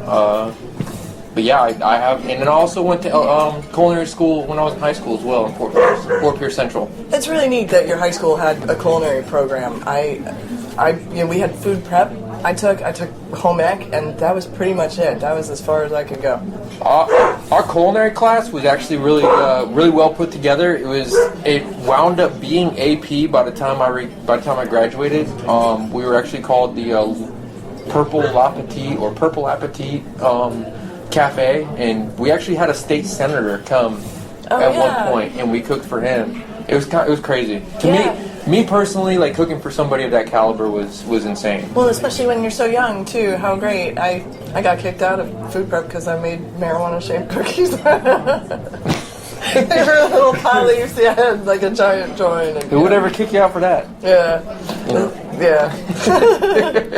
But so you took international foods, right? And yes, then, I did. You preferred Italian. You were saying. I preferred Italian food because I'm a pasta fanatic. But I also, at the same time, I was studying European food, and I actually studied a lot about fried food and fried chicken and beer battered chicken and beer battered food and all that stuff too, which actually came from Europe before it actually was established here in the United States. Really, you would think Americans totally came up with that shit. America. Not at all. We're not the fattest. We weren't the first fattest. Not the first fattest. Not the first fattest. Yeah, for sure. Well, so what was your worst class though? Like, what did you hate? Because honestly, for me, it would be like baking, pastry class, like anything like that. I failed. I failed baking. Yeah. I can honestly say that I didn't complete 100% my chef school or culinary school, but I can cook. Baking is the worst thing in the world for me. Same. I can't do it. That's honestly like chemistry. It is. It really is. It's more like we talk about all the time about. It's more like science, and I'm more of like a little of this, little of that. Exactly. Handful, fuck ton. I don't really use like real measurements. My belief is that there's no proper way to be a chef. Like, sure, there's rules for certain types of food and everything, but in some aspects, it's kind of like I was explaining to you and Mike earlier. Like, it's kind of like being a painter. Like, there's no proper way to be a painter. You either do it or you don't. Like, that's the only way to. So with cooking, it's the same way. It's like, you're going to go for your taste buds. Yeah. Your taste buds are your taste buds are completely different than mine. So it's, and you can hone your skills, but you're still, you're talented. Like, you taste things or you don't. Yeah. Exactly. You hear music or you don't. The French, they don't like to use any kind of seasoning at all. They're way too bland for me. Yeah. But Puerto Rican food is amazing to me. Yeah. Spanish food is amazing. I grew up in South Florida, so Spanish Cuban food is Cuban, Mexican, all that stuff is amazing to me. Italian food, a lot of flavor. Japanese is probably one of my favorites too, but really it depends. I mean, you grow up here where sushi to me means we're out fishing for the day, and when you catch something, you cut half of it open and you just eat it. That's true. Yeah. That's true. But it's it's definitely different growing up in Florida. I feel as far as like the food industry, really, the amount of fresh seafood that we get here is really just incredible. Your options and everything really just are so open down here. Well, not only seafood, but you also have, like you were saying, South Florida or Florida period is just so incredibly diverse. You have in Orlando, you have such a high influx of Brazilian cuisine. There's a really surprised bunch to of Brazilian see so many. food. Yeah. You go down to Miami, like not only do you have Cuban, but you got Russian food in Miami. You also have a lot of Haitian food, obviously. You have a lot of Jamaican food. You have a lot of, and it's not, you have barbecue as well. If you go to the west side of Dade County, you have a lot of barbecue. Yeah. One of the number one barbecue restaurants in the United States right now is Sonny's, and that's from Jacksonville, Florida. Yeah. They're still always one of my favorites. Yeah, and you got Dale's right here in Fort Pierce. You have Dale's, and you also have Moonschweiners, which unfortunately to split there. But hey, I think all the locals know about their big fight, but it's whatever. I mean, you got Moonschweiners is more of a North Carolina barbecue. Sonny's which is more. Mike and I prefer. Which is yeah. why we actually like Moonschweiners. Yeah, Sonny's is more of a Florida style, a lot sweeter, obviously because Florida's got a lot of sugar cane and everything, so we started doing the sweeter side, and, with the big push of rum way back in the day during Prohibition and stuff like that down here, all that stuff. Well, and, with international foods, too, you were in the military, right? Yes, I was. I was in the military for a little over 10 years. Actually, 10 years, 15 days, and 8 hours. In what branch now? I was in the Navy. In the Navy. I was in the Navy. Yeah. I spent a couple years on a boat, but the rest of the time I was in the desert. Oh yeah. Okay, you were Iraq, right? I did Iraq and Afghanistan. Okay. I was in Dubai for a little while, so a little jealous there. Dubai's got a huge their cuisine is amazing as well. Like just not only with the I guess Middle Eastern cuisine, I guess you can call it, their foot bread, their dates, their goat, all that nonsense that they cook over there, which I'm really not sure what they use to cook it, but it tastes really good. I am not as familiar with their spices. A lot of I curry. I will order it in restaurants. I don't really dabble too much. Like I haven't really tried to make naan bread or anything like Naan really bread that is really ethnic, good. Yeah. But breads and I don't really get along anyway. I mean, Hey, apparently from what I understand, there's a commercial out that says that Oprah loves bread. Oh my I'm not fucking sure if you've god, seen that commercial is driving me insane. Yeah, we actually had talked about I'm not sure if you know, but she lost 26 pounds eating bread. She eats bread every day. Every single day. It's crazy to think that she would eat bread. Oh man. It's amazing. I think I had bread for breakfast, lunch, and dinner today. I wonder if she likes peanut butter and jelly. But I'm a peanut butter and honey person myself. Hey, listen, I mean, being a rider, I start off my day usually with a peanut butter, banana, and honey sandwich. Yeah, like that right there is the best energy I can ever get right there. Yep. Like the honey, protein, and exactly, and you get the banana there for the sore muscles from the day before. It's amazing. And then I wash it down with chocolate milk because I'm super healthy like that. What's healthy, the chocolate or the milk part? Yeah, I don't know. I mean, either way, I don't make it super chocolatey, so I figure that's healthy in itself, and I have to drink milk anyway. I think I'd trust the chocolate more than I would the milk, to be honest. But yeah, back to Dubai and the Middle So you did East. get to try a lot of indigenous foods and actually in Afghanistan I went to a lot of villages and stuff, and that was one of the things where I had to sit down and I had to speak with the elders, the village elders, I guess you can call them, and stuff, and that was one of the major things. If I didn't eat the food, they wouldn't trust you. Rude and exactly. And if you ate all the food, it was rude as well, because sure, you don't want to take all the things they have. Exactly. In that culture, they feel like if they're going to have a guest, they want to feed them enough, but not too much and not enough. So you had to leave a couple bites left over, so that way they felt like they fed you enough, but they didn't feed so you you were too full. much. Yeah. Exactly. Yeah. Well, and is it finger foods a lot? All finger foods. Yeah. And mostly finger foods. You see on TV and movies. Really, obviously I haven't been over there yet, but you see on TV and movies and stuff mostly that it's things you can pick up. Yeah, it's stuff. All things you can pick up with your hands and stuff and eat with, and what's kind of saddening, I guess you can say, is that a lot of Americans have this idea that these guys are savages over there, but the way that they do things is incredibly smart, and a lot of times people see them squatting and stuff like that. Well, there's a reason for that. It's it aligns everything inside your body. Everything inside your body is perfectly straight up and down. so everything flows and your body flows As the you're way it's eating, supposed you're to. digesting, and yeah. Everything works proper. Like the normal person sits on a chair, like Or in their car. or in their car, and they're bound up, and that causes diseases or causes discomfort and all this other stuff. You know.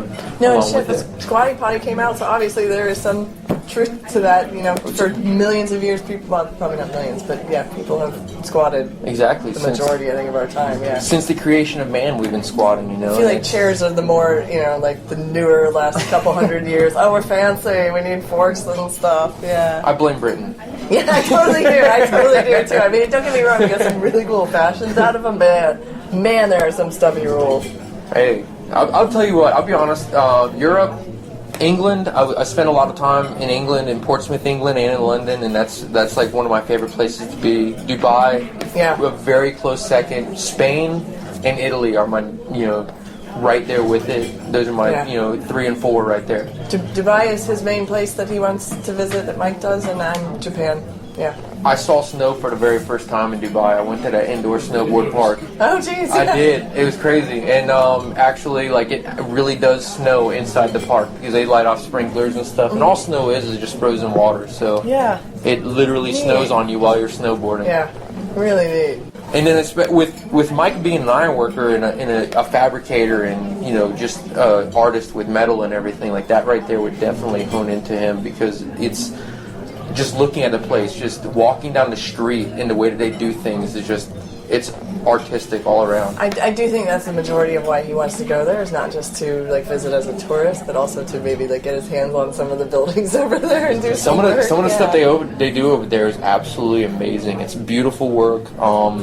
Before, when I was in the military, I never really thought about being an iron worker. I thought that I was going to retire out of the military at 30 years, and I was just going to roll on and be an old. Just keep on going as an old man and be a contractor or something like that, you know. And like my times in Dubai, I remember looking and I'm just like, wow, this is absolutely amazing that somebody would create this. Like a human created this, you know. It's the same thing. Like I guess if you went to New York, you know.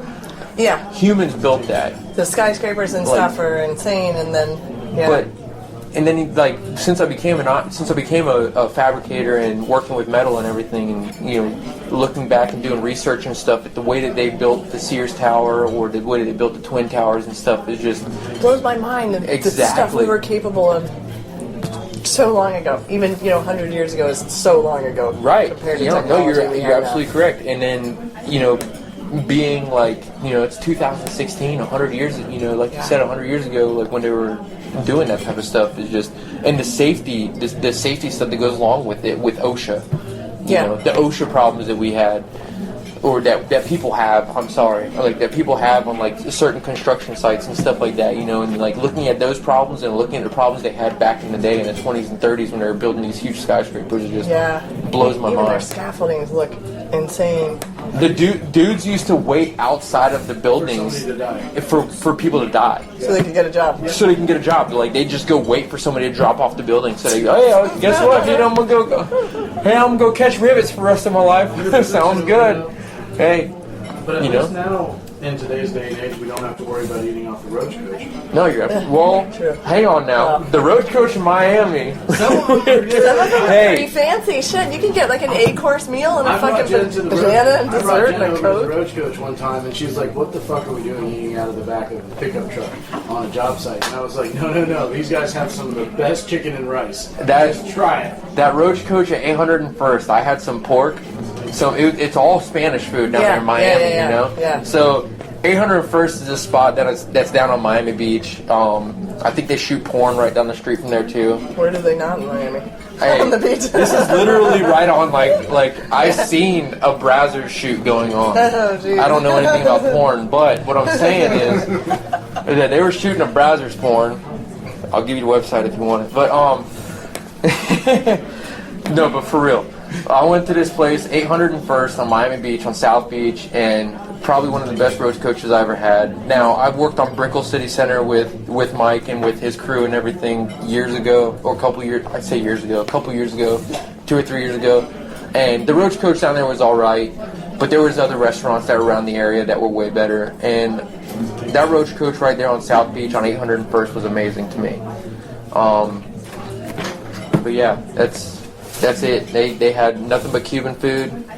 So, but yeah, 801st is like one of the best roach coaches in the area down there in Miami. You know it's a good roach coach when the UPS driver stops and gets something out of it. The police officer stops. And gets Oh no, you're absolutely correct, dude. Like when the not just when it's not just coach pulls up. When people are coming their asses, when people are coming out of their houses, you know. Yeah, they're like, oh, it's time to get some lunch. Hey man, roach coach, see I'm coming down. You know. Well, they were, to be honest, they weren't very expensive either. I think it was like $5 or $6, and I got a full plate of food for an extra 50 cents or whatever. I got a Coke and. One of the guys that worked with us spent $8 and got a whole tray of some Cuban pork that they were serving. It was Keith. Yeah, Keith, as a matter of fact. like the little serving. The serving trays. Like he just like, hey man, I'll give you $8 for it. Just grab the whole thing. Nice. He did, man. He threw rice on it, the whole 9 yards. You know. Well, so now, chefing and then military. You're a nuclear certified welder, right? Yes, ma'am. And then now BMX and photography. I mean, I'm assuming you've ridden BMX forever. I've been riding BMX since the early '90s. It was actually my grandfather's fault that I became a BMX rider because I worked conveniently enough in a machine shop down in Miami, and you know, every day on the way home, I stopped by. You know, we drove by a BMX track, and I was always like, I always rode a bike my whole life, you know. But I was like, man, these guys are hitting jumps. This is sick. I want to do it, you know.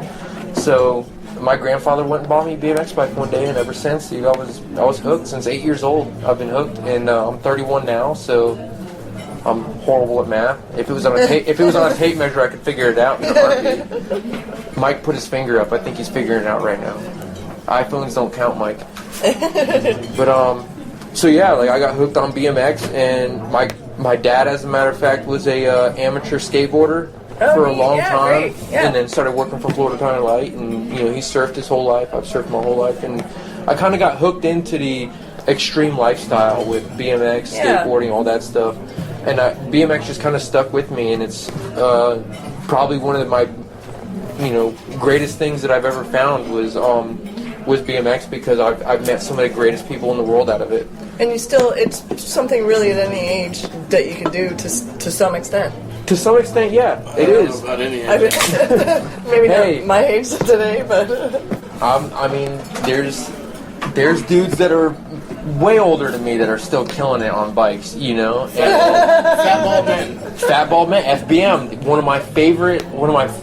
my hero owns FBM. His name's Steve Crandall. If you're listening to this, shout out to Steve Crandall and FBM Bikes. I've never heard of Fat Bald Men. That's pretty great. Yeah, FBM. They're my all-time 100% favorite BMX companies, and they're still killing it. I actually got the chance to meet them a couple months ago, as a matter of fact, during one of our competitions. So it was really cool. Yeah, and I think I saw on your Instagram you met a couple of people. Lee Ramsdell. I recently met Lee Ramsdell. I wanted to say Ramsey. Sorry. I don't know as many BMXers. I know a few, mostly through Mike and stuff. Really. Okay. But I was really more into skateboarding as a kid. So yeah. But yeah, Lee Ramsdell. I met Lee Ramsdell a couple weeks ago. I also, at the same time, I met a guy named Ryan Scher. He owns a company called Sub Rosa Brand. They're out of Florida, another Florida-based company. Okay. Amazing. Probably one of the top companies right now coming out. Really good guy. Another guy that was one of my heroes growing up. I watched him riding street. He rode for a company called Kink for a long time. I'm doing a lot of name drops right now. That's okay. I don't know if a couple of them I haven't. No, you totally can. Yeah. Well, and of course, if they want to send us any merch, my name is Skate Rap Eddie, and I live in Fort Pierce, Florida. I will give you my address. We're down for shout-outs. Well, I hope they wind up following us. I don't think any of them are following us right now, but hey, Well, and speaking of merch, too, you guys have a clothing line, right? Yeah, for the company? We do. The company is actually more of a crew than we are a clothing line. But at the same time, we obviously went through. You want to promote and we did our legal. Well, I went through my legal I went through my legal paperwork and stuff to make sure that it was legit. This is something for the kids that grew up underneath me, because I see so much potential in South Florida, and unfortunately a lot of people don't come down here. Yeah. And it's like these guys don't really get seen as much as they should. Jacksonville, and that's exactly Jacksonville, Orlando. Now it's starting to move a little bit further south. Orlando and North is kind of getting checked out, Yeah. But this is something I kind of did for the kids that are local to here and further. And honestly, we've kind of grown. We got guys in California. We got a dude that's up in Ohio. Yeah. I've recently been talking to him. There's another guy in Louisiana. Yeah. Who is absolutely killing it, and actually there's two guys in Louisiana. I'm talking to one of them. I'm hoping that he kind of comes over to the dark side. Yeah, maybe brings the other guy too. Hey, the other guy's kind of into it, but well, and it's rad. I mean, honestly, with the internet and what you can do nowadays without even having to go someplace to be there. Exactly. Like really, yeah. No, you're right, and it's good. It's good with today's social media and stuff like that people are actually able to get out there and promote themselves. As a single person, I'm noticing now. I'm not a professional at this at all. Like, I just decided on a whim that I'm going to do this, and it took a lot of my friends and everything to kind of push me into this position. Yeah. I'm noticing now that as a group, you get noticed quicker. Yeah. Than you would as just a single person, because then all of a sudden, one person might see another guy's style, and then he'll watch their video, and then all of a sudden it's like, oh shit, who's this guy over here in the background who just did that? Yeah. Let me check out his name real quick. And then all of a sudden it just becomes like a research thing. And like today with social media and stuff, people are heavy lurkers. Yeah. So they're going to investigate. Like, everybody thinks they're an investigator, so they're going to start looking at people's names and stuff like that, and they're going to start figuring things out and figuring out who's doing what trick and whose style fits who and stuff like that, And it really is, as far as branding, though, you're absolutely right. It really is easier to get noticed, as a group or like a company. Exactly. Yeah. So, yeah. And whenever I started the company, which is kind of, I guess you can say, like, ironic that I called it a company and being a company or whatever you want to call it, like, our main thing is we're family. Like, we're I guess you can call it like a syndicate, and another name for syndicate would be a company or or something, or a firm. Like in England they call them firms. Yes. Mm-hmm. And over here in America, a firm would be like a law firm would be like a group. Yeah. Which also could equal out to company. So the company being a family, being a tight knit group of people that works together, and we're shares. Exactly. And like, honestly, we have every single person in our group does something. They have a job. We have filmers, photographers, not just myself. We got another guy named Thomas Brune. And he does filming and photography. We got another photographer named Brock Toulouse out of Stewart. Kills it. Yeah. We also have another guy that wants to get into photography heavy. He actually took a bunch of classes. His name is Riley Jordan, one of our top pros. Rides for Profile BMX and rides for Fit BMX, Emmett BMX out of Orlando, Florida, or I think they're called Cocoa Beach. That's where he lives at, Cocoa. Okay, yeah. So a lot of Florida-based companies, a lot of Florida-based dudes, all working together to try and grow the Florida scene, and that's 100% what we're about. And honestly, I'm a huge fan of like Florida community and Florida communities like getting together, and whether it's helping kids skate or bike or just honestly Surf, get them the fuck outdoors. anything. Yeah, I really don't care. Just get them outside. That's a true Get them to Floridian. meet real people. Get them to I love riding my bike. I love skateboarding. I don't really surf anymore, but I used to. That's a true Floridian right there, trying to get outside and trying to see nature and Riding stuff. dirt bikes, yeah. I mean, exactly. honestly, anything you can get me the fuck outside. I'll take a canoe or whatever. Exactly. Yeah. So I'm a big fan of legalized skateboarding down in Palm Beach. How about they're getting ready to do that? The Vero Beach skate park. They've got a bunch of people. They finally got approval for that. Yeah, Yeah. I'm super stoked to see that too. They got a bunch of people I'm fighting for afraid that it's right going now. to turn out a little bit like our Fort Pierce skate park, where they monitor the hours so heavily. The place is really pretty locked down. Like, considering so many adults use it as well as kids, it's hard when you think about the fact that like a baseball park isn't locked up. They may have hours posted. But You're absolutely correct. It's almost like the baseball guys don't do any wrong, but the skateboarders do. Yeah. It's unfortunate. And it really, it's like a weird kind of discrimination, and I get that you can get hurt, but I mean, what sport do you not get hurt in? How about the fact that bikes are 100% illegal at the Fort Pierce Park? Oh yeah, you can't. No, can't. I actually got a trespassing warrant going. That would explain why Mudbone goes to like Brian Schwartz's house and stuff instead of going to the park. Exactly. Yeah, okay. Mudbone, another character that you brought up. Yeah, Let me tell you about Mudbone. When I was probably about 14 or 15 years old, Mudbone brought one of the top pros in BMX right now, Rob Nolly from Port St. Lucie. Yeah. And now he lives in Orlando. He owns one of the top BMX trick shows I did a couple. I actually took photos of a couple of his shows recently over in Tampa and Orlando. I've seen Mudbone will go around to schools and stuff. He's got M&Ms behind him. That's the same company. Also, like he works with Trick Stars, which is Rob Nolly. But yeah, Mudbone brought Rob Nolly to one of my. We had little childish dirt jumps in this lot next to a friend's house one time, and Rob Nolly came out, and that's like one of the main things that kind of opened my eyes to it. It's like, you know what, man? At one point, I'm gonna be that guy that's like trying to keep the BMX scene alive, you know, because it's done a lot for me, honestly. Like, and it's not so much in the sponsorship or money wise, but just in the emotional side and quality of life, exactly. Yeah, for sure. I have ridden a bike since I could ride a bike, and I have ridden so many different kinds of bikes, and seriously, I can't imagine not having a bike. I have 2 right now, and 5 skate decks.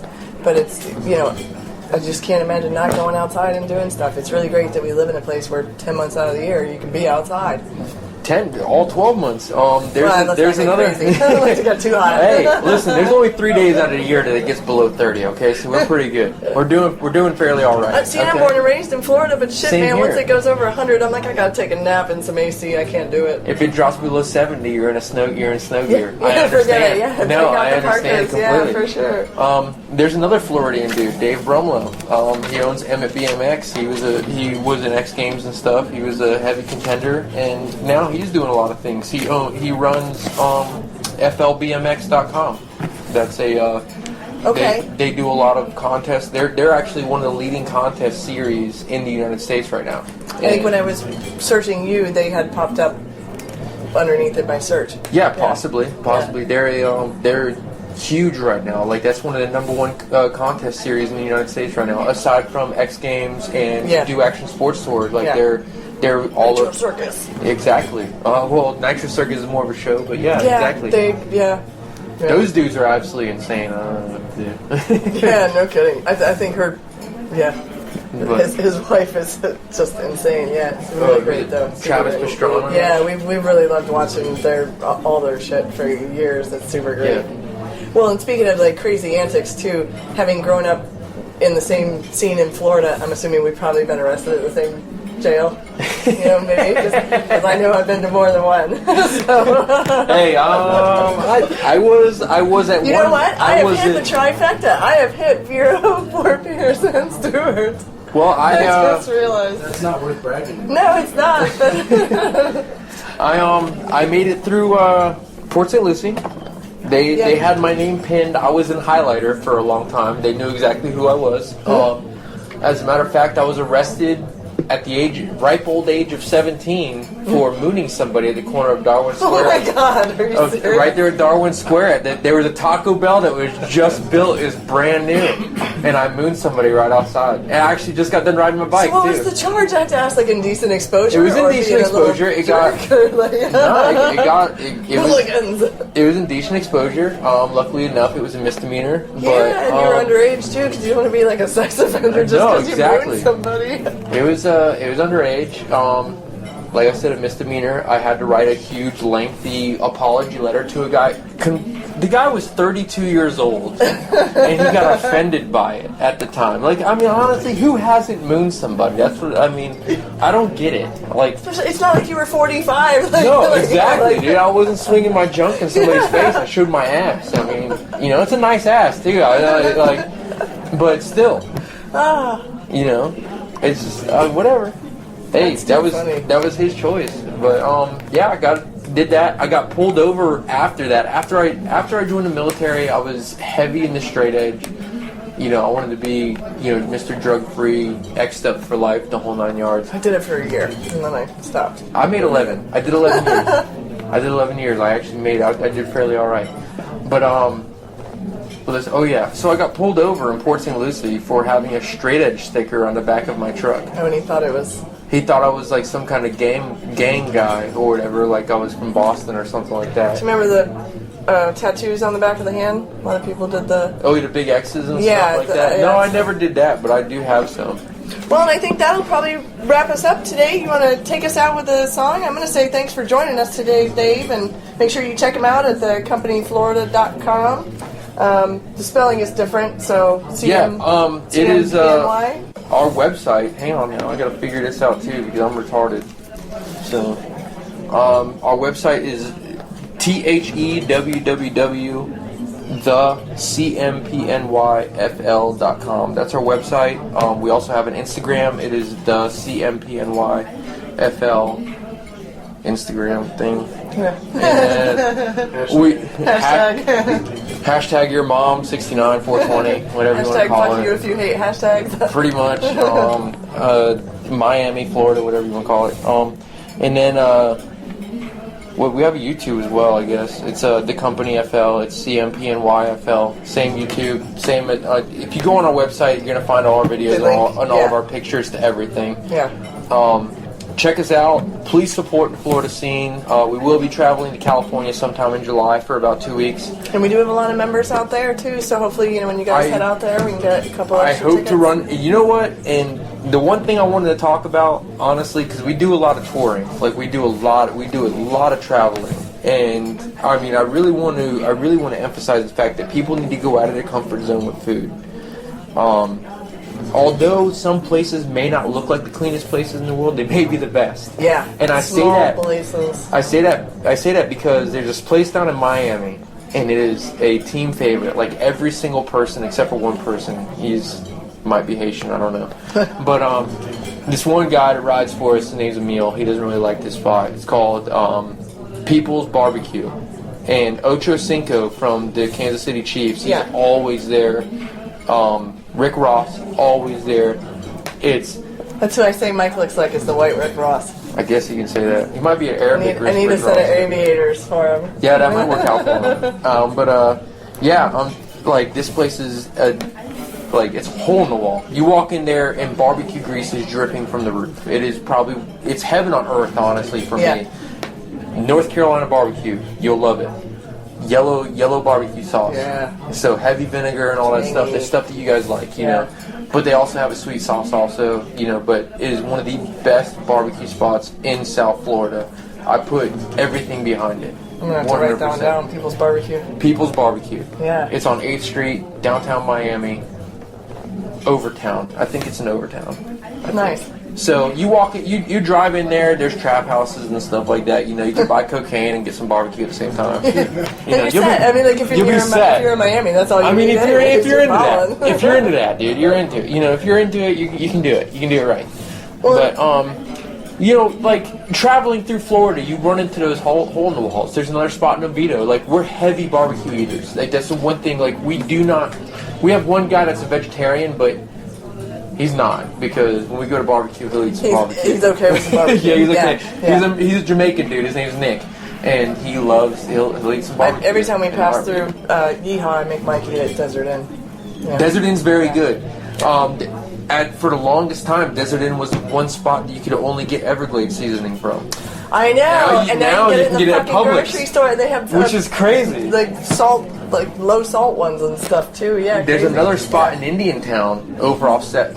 See, I grew up in South Fork, Stewart. Okay, so right there, you know where the heart of Indiantown is. Yeah. They got the Indiantown Hotel, and that's been around for 100 and some years. The Seminole Inn and stuff is out the there Seminole too. Inn, that's what I'm talking about. The Seminole Inn. And that right there was the, that's where Smokey and the Bandit was filmed. That's where they all stayed. I didn't know that. They all stayed at the Seminole Inn. Yeah. And that's got an all-you-can-eat buffet during the day. Yeah, that was one of our big... Best fried chicken ever. The Motorcycle Club riding spots was out there. Yeah. So, yeah, it's... But yeah, that's all I really wanted to end with. And then, my ending song. And you got a song? Yeah, send us out with a song. Because now I'm starving. You're sending us out with our mouths watering. Oh, I'm sorry. This is an old punk rock band. They're from, I say old, they're from late 90s, early 2000s. They're called Oscar, Osker, from the album Idol Will Kill. And the name of the song is called The Body. It's a really good song. It's just really good. I don't know. I don't know what else. I'll have to look it up. It's probably a really, to me, it's one of my favorite songs. So. Well, you're gonna hear it right now. So. Yeah, there you go. Yep. Well, thanks again, Dave. We look forward to having you back. I'll come back anytime. I don't care. I like talking.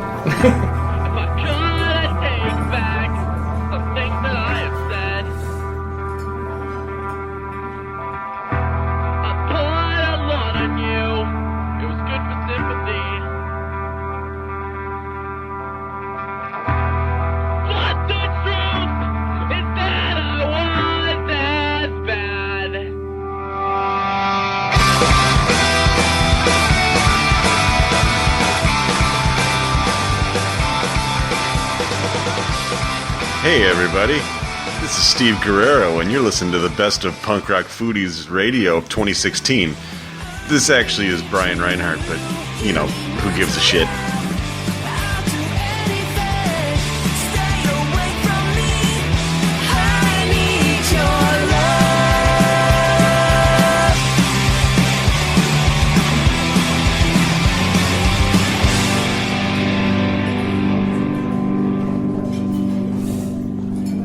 Right, that was Masked Intruder with Heart-Shaped Guitar, and you are listening to Punk Rock Foodies Radio. On the phone with us now is Chixdiggit frontman KJ Jansen. KJ, how you doing? I'm good, Xander. How are you doing? I'm great. For those who don't know, Chixdiggit actually started as a T-shirt, correct? That's correct. That is very correct. Well, we started as a group of friends who made a T-shirt, and then slowly became a band. The people who bought the T-shirts off us sort of forced us to start the band. So how long after you sold the T-shirts did the band then evolve after that? I think it took about a year, and we were actually a lot of them. We all worked at different places. Like, two of us worked at this restaurant, like it's a pretty popular restaurant here in Calgary. And so we had some loyal customers, and it was Calgary's first patio, and it was actually kind of a hip place. So there was lots of people with money, and of course we're an oil city, so lots of people with cash hanging around. Well, this is the way it used to be right now. Oil's not doing so well, but so we would take advantage of those people with extra cash in their pockets, and we always kept T-shirts with us. And so we sold them shirts. And the rest is history, I guess. So you guys formed the band, and you just celebrated 25 years of, I guess, your first gig, or is that? Yeah, that's right. 25 years going out. So it was about a year before that we kind of started, with the shirts, and then we had one kind of practice in there, which was, I remember it was in August of 90, we had like a practice where we it was kind of for most of us the first time we ever picked up instruments or anything, so we just fooled around, tried the drums, tried the bass or whatever, and I was actually the drummer, supposed to be the drummer anyway when the band started, so, and then I ended up becoming the singer. So yeah, it was a long time ago, it's tough to remember that. Well, okay, so your first album came out on Sub Pop, which I remember. I actually was working at my college radio station, and I saw this CD sitting there, and I saw Sub Pop Records, and I thought, Sub Pop, they signed Nirvana. I'm gonna pocket this CD, take it home, and check it out, and I instantly just fell in love with the band. I thought the music was great, and you haven't let me down since, so thank you. Cool, thanks. But then after Sub Pop, you guys went to Honest Don's, which was isn't that kind of like a branch off of Fat Records, like? Yeah, I think they kind of. I don't know what the whole motivation behind it was at the time, but they had that, and they had Pink and Black Records, and then after a while, I think they just decided to throw it all under the Fat label. And so that first album was called Chixdiggit, and then you guys re-recorded the album with another record label, and the rumor is that Sub Pop would not give you the masters to re-release it, so you guys had to just record.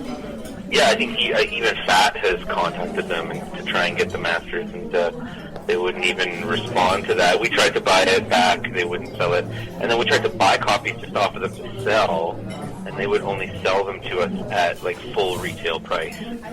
So we're like, well, you know what? Let's screw these guys. Let's let's re-record it. And we had to wait till a certain date to do it, although it didn't turn out as good as we thought. Yeah, the Chixdiggit 2 definitely sounds much different than Chixdiggit. Yeah. Well, it was like 15 years later. That's true. And it was mostly the same band. Some songs are slower, some are faster. And yeah, it's I mean, I can see why people don't try and recreate albums they did. I mean, But you know, it's definitely got its own charm. Yeah. Have you ever met Henry Rollins? I have not met Henry Rollins. Okay.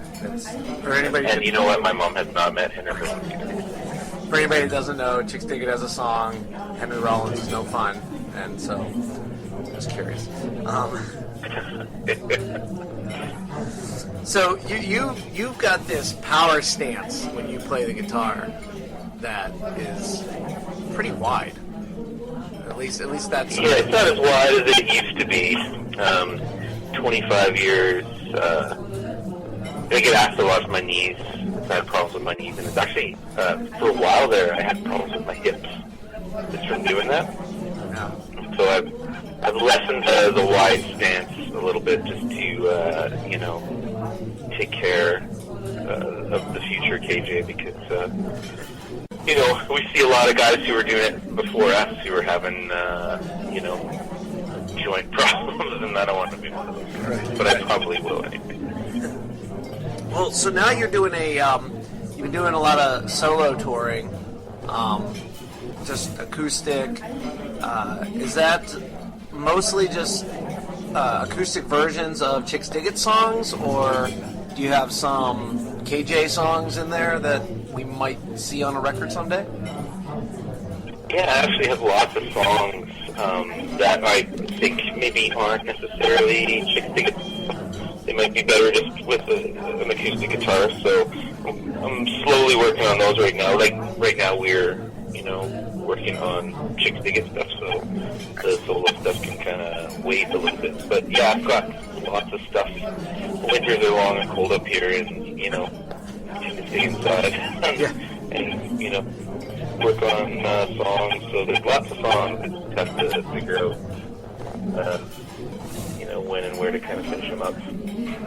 That's great news. Some new Chixdiggit stuff. The Safeway's Here We Come. When that came out, I was so excited. So anytime there's new Chixdiggit, I'm stoked for it. Yeah, I think you're gonna like the new record. There was a rumor going around for a little while that you were one of the members of Masked Intruder. Yeah. And I'm assuming that's not true. Well, you know, it's Masked Intruder are a very special band, and you know, they're a band that I like a lot. But I can't, you know, really comment on identities or pasts or anything about that band. There's a lot of things that, you know, they like to keep secret. Yes. So I'm really not comfortable answering questions about Masked Intruder. You know, confirming or denying anything is, you know, I end up giving away the sense of identity, and I don't want to do that. Gotcha. So let's talk a little bit about food. You're from Canada, so I'm assuming poutine is one of your things. Well, it's funny, you know, like, you know, we're like the United States, we're kind of wide, and I think where poutine is from, you know, it's that would be like me saying, well, you're from the States, you must like Cajun food. Well, Cajun food is, you know, from a specific part of the States, right? And poutine, you know, is from Quebec, which is maybe 2 or 3 days drive if you drove like 24-hour days almost. It's a long ways away.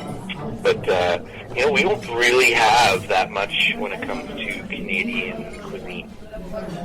So poutine, you know, that's a sad thing, but poutine might be the closest thing we have. There are some exotic animals up there, like, as far as, you know, exotic compared to down in the States, you know, I mean, you get, like, caribou and moose. I mean, we have moose down here, too, but I guess. Yeah, I think, I guess, but really, in terms of cuisine, there's not much special up here. There's definitely great restaurants and everything like that, but, you know, in terms of Canadian cuisine, poutine might be it. Beaver tails, I think that might be a Canadian. I don't know even. Yes, I've had beaver tails. Yeah. Those are just like donuts, basically. Yeah, it's basically just a donut. So at the end of the day, really, French fries, gravy, and cheese curds. Those are all things that are famous. Yeah, coming from other places. But putting them together is magical. But Quebec, I would say, is probably like Montreal specifically. Like, it's one of my favorite places to go just to eat. I would choose it over most, like New York or places in Europe even. I've heard that from so many people that Montreal is just. And I've been to Montreal years ago when I was like 10 years old, so I don't really remember much. But so many people that we've interviewed have just raved about the food in Montreal. It's just amazing. So yeah, and when you're 10 years old, like your palate hasn't developed yet, right? Exactly. Yeah. But some of my favorite restaurants. I mean, I'm sure people. Other people at FAT have talked about Maison Publique, one of the restaurants there. Joey King talked to us about that, yeah. Yeah, so I mean that place is fantastic, and we were up there last year, the year before for Pizza Fest. Pizza is poutine pizza. I guess there's another Canadian cuisine, but just like endless restaurants and it's a really great city for that. So, do you do any cooking at home? Yeah, I'm kind of actually the guy who does most of the cooking here. I don't know if I have any specialties, but it's my wife and I both, we work shift work kind of thing, and we have 2 kids, so it usually sort of falls on who's home. Right. But with my schedule, it usually means that I'm home, so yeah, I do most of the cooking.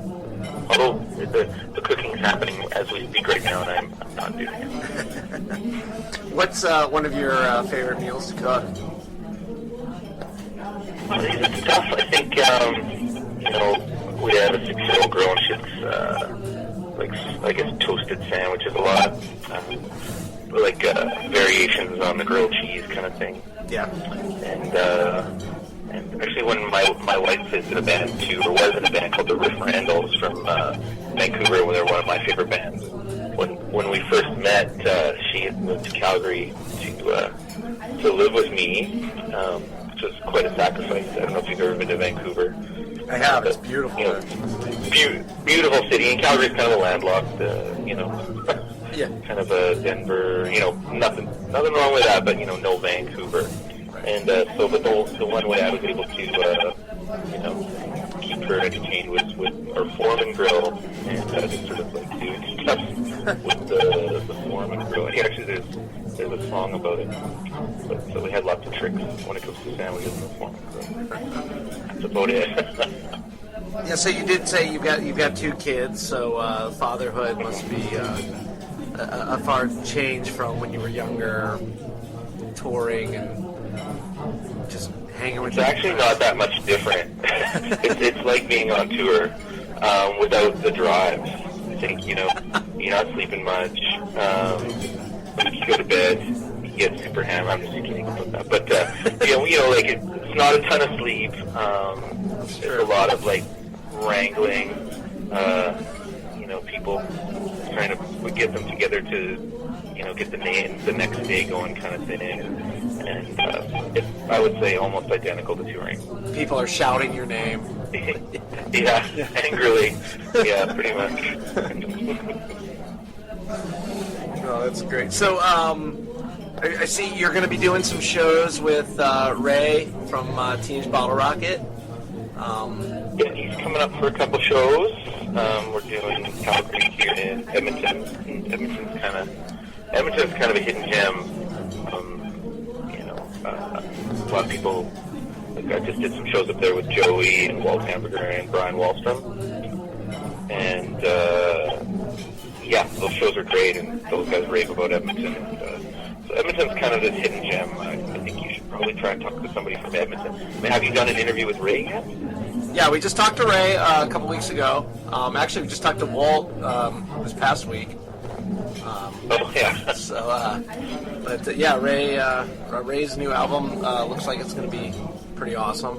Oh yeah, cool. I know he's a big fan of Edmonton, and And Edmonton's another place which is, super isolated, but there's a lot of great restaurants up there, a lot of stuff to do, and people are great. If you ever get a chance, I'd visit Edmonton. Edmonton has the biggest mall in the world. Or maybe it's been surpassed, but for a while there they had the biggest mall. So that's something, right? Yeah. I guess you got to do something. Doesn't take much more than that. Yeah, and you got to do something inside too. So there's huge water park in there's even a skating rink in there and everything. Yeah, and not really selling the city, am I? sorry to see your Flames, even though they really kicked some major ass last night. But I was actually supposed to go to the game, and I got sick. I'm a bit. I had the flu, but I'm actually not a Flames fan. I'm an Edmonton Oilers fan because I was born in Edmonton. Then I guess I can apologize. I can apologize to the Oilers too. They haven't been. Yeah, that's actually way worse because it's been 10 years in a row, and we're I think the second last team for 5 or 6 years. It's I don't think there's ever been this kind of terrible record in any NHL team. So. But, speaking of getting sick, we were talking on this episode about food poisoning, and have you ever had some major bad food poisoning ever?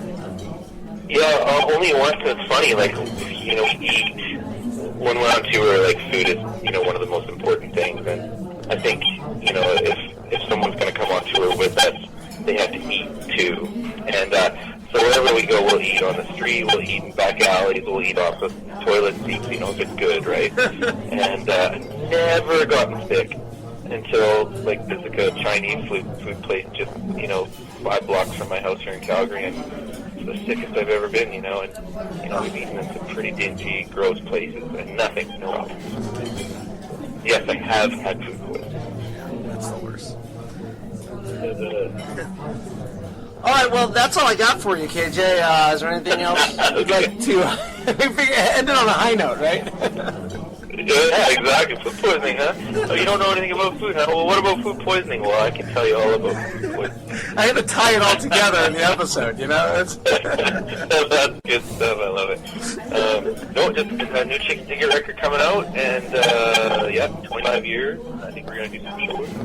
We're going to try and do some shows maybe in the United States of America. That would be awesome, because the one time I was supposed to see you guys, you guys didn't make it, and the Nobodies took your place. And I really, I think it was the Queers and Mr. T Experience, and I had seen those guys 10 times, and I was really going just to see you guys, and I get there, and they said that you weren't going to play playing, so I was bummed. Well, it's too bad. What the Canadian government has done is it said there's no more fees or work permits for American musicians, so you don't have to pay anything or do anything.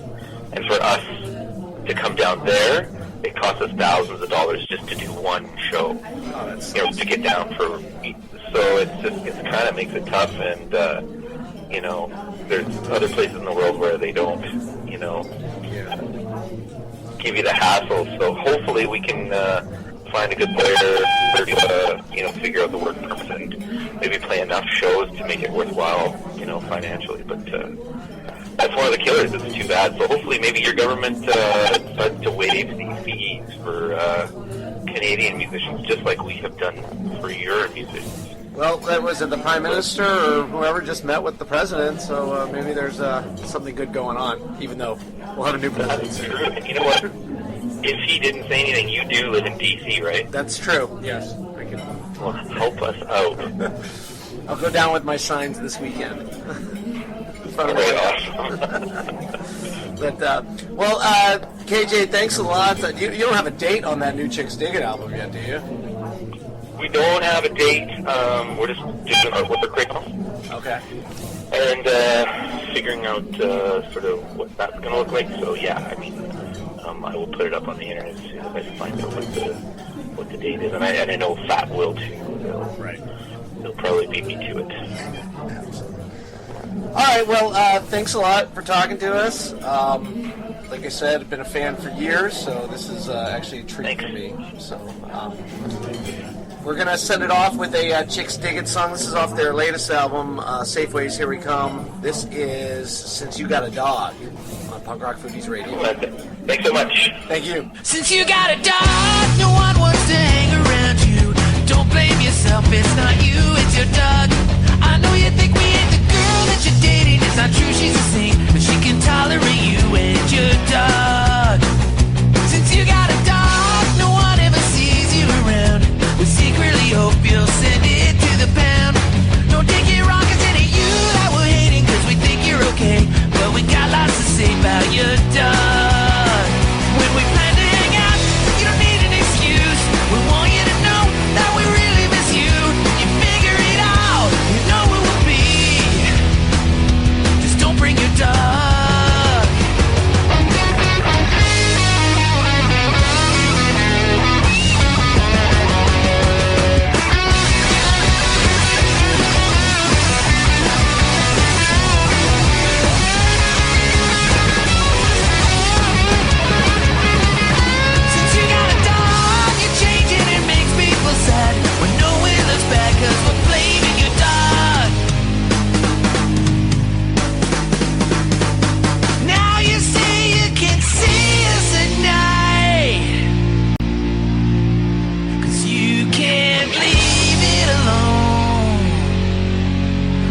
You like staying home with your dog.